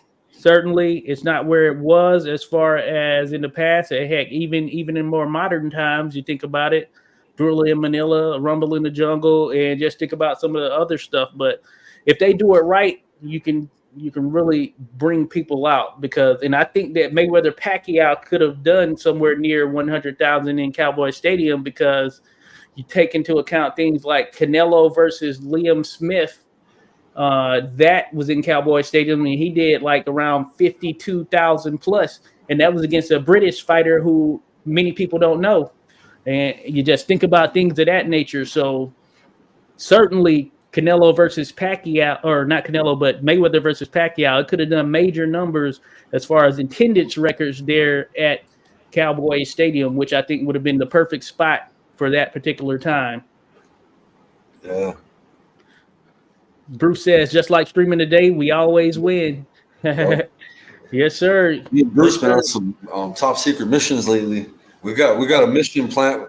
Hey, I'm gonna tell you, bro, and you're a content creator. I told D3, you guys were more than welcome. If you guys have the grit to stay up to see Vince fight, you're gonna be. I guarantee you'll gain at least 300 to 500 subs. You know what I'm saying? Like, it's one of those nights, but it's real early morning. No, I'm gonna check it out for sure. I'm gonna be there. Yeah. Intended. Yeah, it's gonna be 1 or 2 in the morning. For you, it'd be like 4. So it'd be better for you, East Coast. For us in the West, bro, it sucks. Yeah, but hey, the main events here in the U.S. are always better for you guys over there on that end. Right. Yeah. Yeah, so I'm like, Shout out to here you go. Rascal. He never left, man. He was driving. Rasclot been in the building here. Salute to you, Rasclot, for sure. Appreciate you, no doubt about it. Again, this has been a stream on Mexican Pete Everett, and we've had Vince Powerhouse on here as well. I know, yeah, we've been going at it 3 hours, almost 3.5 hours. We can start to wrap this. We had a fan of Vince's come up from the Philippines, giving him some tips. We had a fan of Vince come up. Let me show this real quick. We're gonna probably turn in for the night, but I want to show, of course, Vince Powerhouse right here. Vince Powerhouse. I mean, like Casemiro. Oguni's a former champ. Do you know that? Oh yeah. Yeah. Well, I saw he had a couple of belts on this thing. I didn't see what. The thing is, he's been inactive though. He hasn't fought in like, I think 13 months. Something like you know how it goes a month or two over the. But oh yeah. Yeah. Should be an easy fight for Casemiro though. But okay. Vince got a tough fight, bro. I'm telling you. Oh yeah, he does. He does. I've seen film on Kaya Shizawa. He's very tough, bro. Oh, okay. Yeah, that's gonna be an interesting run. That's gonna be an interesting one. Yeah, I see. Let me see here. Oguni right here. Yep. IBF super bantamweight champion. That's what's up right there. That's what's up. But yeah, Vince. So Vince Powerhouse. So that's certainly one to watch right here on the card, as you see. Vince Powerhouse, folks. He's someone coming up. He's started to sport young. He's been in some tough fights already, but hey, he's been getting even more and more seasoned. And as you know, experience, that's what wins over things in the sport of boxing. So salute to Vince Powerhouse. He came on the channel real quick. I want to show, of course, Vince here.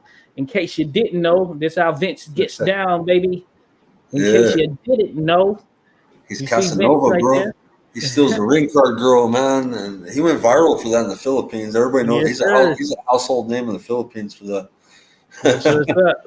Vince Powerhouse, and yeah, of course, big shout out to Skywalker Boxing, putting everybody on game. Been out there peddling Vince, hey, and bringing others into the fold right there. That's why I say building bridges right there. Sonny's fighting October 14th, bro. Sonny. Okay, Sonny McEwen. Hey, we haven't talked about him, bro, and that's one of our guys too. He's been on your channel. So man, October what? October 14th is his fight. 2 days after. Okay, October 14th. Okay, so October 14th. Yeah, he'll be on a Friday, bro. Vince's fight's on like a Tuesday or Wednesday morning or Tuesday morning, and yeah, it's the 14th. Okay. Are you bringing? Is that Thursday or Friday, bro? Am I tripping? The 14th. The 14th on Saturday. No, it's Saturday. I'm tripping. Yeah. Okay, 12th's on a Thursday. Yeah. Are you? Hey, is he gonna come back on your channel prior to the fight? Yeah, I already had him. I had him on. Yeah, I couldn't make that one. I know. I was out of town. Get him back on. Just hit him up. He's that cool, bro, of a guy, bro. He's a real one, bro. He actually. He'll respond back to you. You know what I'm saying? Like he's a real dude, bro. Sonny. You know what I mean? Yes, sir. He's always down to come on for an interview, bro. I can shout out Monster Yo as well. Shout out Monster Yo. I can hit him up right now, bro. He'd be like, "Yeah, I'll hop on." Yes, sir. Yes, sir. No. Yeah, definitely want to get him back on. So Sonny McEwen, folks, October 14th. Gonna be looking forward to that one as well. Of course, October 12th, Vince Powerhouse. As Bruce says, Vince is a hound, so we look forward to that Powerhouse fight. Hey, it's gonna be on pay-per-view, and it's gonna be a pay-per-view that is reasonable at $20 or right around $20, $19.99. I'll be streaming on my channel if you guys, So I mean, it'll also be for free too on my channel. Yeah, certainly. You want to show support, get the pay-per-view, and yeah, you can't get the pay-per-view is fine. He doesn't see it though, so yeah. They don't care. They actually don't mind, bro. Casemiro is hyped up, bro. Me and him are good friends, bro, and they show me nothing but love for sharing their content, bro. Like I actually have permission from him, like his team, their promotion. They know me, bro. So I don't even think they care, bro. It's just so that everybody can view it because it's an app.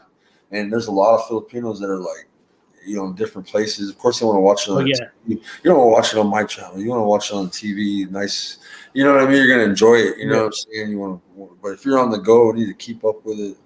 Yeah, certainly. Skywalker Boxing, keeping it official there. It's Sunny right here. This is bleep season. Bleep.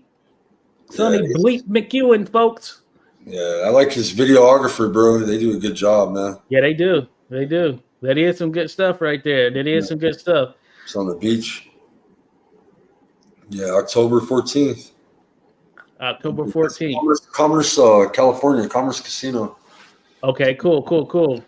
Oh, yeah, going to be tuning it up. When you got a knockout last fight out, hey, might be the same thing this time around. That's number 3 cruiserweight. Number 3 already, bro. He's ranked number 3. Number 3. Sonny McEwen moving up those ranks. No, that's good stuff right there. Sony, good guy, smart dude right there. Yeah, definitely want to chat with him again. I know I missed that last one on your channel, but yeah, definitely got to make something else happen there. Gonna have to reach out. Hey, 3 in America, not in the world, but three in America. So he's moving up, bro. So okay, number 3 in America right there in the cruiserweight division, which is low key, and it's amazing that it's still low key at this point. One of the best divisions in boxing right there. A lot of talent in the cruiserweight division from top to bottom. We were just talking about Jay Opataya. He's coming back, or you're talking about that on your channel. Yeah. So, hey, it's a lot of talent in the cruiserweight division, folks. If you haven't been tuned in to the cruiserweight division, no better time than now. Chris Billum-Smith, I mean, come on. So many more, but it's worthwhile right there. But cool. Man, yeah, this has been good there, Skywalker, man. I'm going to end this thing at 3 hours and 30 plus minutes right there, but it's been great having you on board. Maybe tomorrow, bro, I'll get with you and we'll work on a video, bro, for Vince. Yes, sir. And I have some stuff. You got a lot of film tonight, bro. You got good content. You got him singing on your show. You got singing Russian, singing Spanish. He speaks. He speaks a lot of languages. Someone asked that question, how many languages Vince speaks, but Vince is singing multiple languages, man. I think like 4 or 5 or something like that, right? Yeah, he knows Thai. He could do, I think, Chinese. He could do all the anthems. It's like certain things that he's interested in learning, you know. He's So that's what's up. We got a little Frank Sinatra and all that. Yeah. That's good stuff. No, I'm going to take some of that. So, we have some videos coming out. Of course, appreciate you, Skywalker. There's going to be some stuff on your channel as well. But I got you for sure. Yeah, dialing into the Vince Powerhouse as we get this promo going. October 12th, once again. I'm going to post the flyers and such on the channel as well. Probably make a little something as well that we can use just going that we can post on our channels that are unique to Vince and what he's doing in this fight right here. Big fight for him, big opportunity, certainly rooting for him. We're with him and going to continue to push it. So, we'll be in contact, or I'll be in contact with you. We're going to be talking. Yeah. Thank you, Josh. Thank you to your audience. And, hey, my audience, make sure you subscribe to 86, man. Great channel, like I said, man. Go subscribe to him. Hey, appreciate you, Skywalker. And like I always say, folks, subscribe to Skywalker Boxing. Give him a like and a subscribe, of course. Great content over there. Bruce Gass, Boxing Jazz, and more as well. Bruce, the historian, man. That's our brother. Bruce Gass. If you're not subscribed to Bruce Gass, something wrong, man. Something is wrong. Bruce Gass. Man, Bruce, we're you know. And I have to show that once again. The Tim and Tim Show, Sundays, 9 p.m. Eastern. Bruce is everywhere, man. You see Bruce in different channels. Yes. Vince is a hound, he said. He's a hound dog. Sir. Yes, sir. So, been great stuff there, Skywalker, man. So, I appreciate you wholeheartedly. Man, we're going to do this again. Like I said, we got some stuff on Vince coming. So, stay tuned, folks, for sure. Yeah, we'll be back in this thing for sure. You have a good night, man. All right, good night, guys. Peace. Peace. And thank you to everyone who tuned in, subscribed, etc. Hey, it's all love. Salute to you. Have a good one there, Bruce. Have a good one to everyone who dropped by. Hey, come back again. Come back again. We're going to have discussions there. We're going to have plenty of discussions. Hey, it's all love. Appreciate everyone being here. You know what it is. My man BTN Benjamin. Yes, sir. Hey, I'm about to hit you up. For sure. Hey, chat with me now. You see them text messages I was sending you? It was good. It was good. Hey, we're finna make some things happen for sure. But yeah, folks, hey, have a good one wherever you are. East Coast, West Coast, across the pond. 86 Boxing, Skywalker Boxing, etc. Salute to you.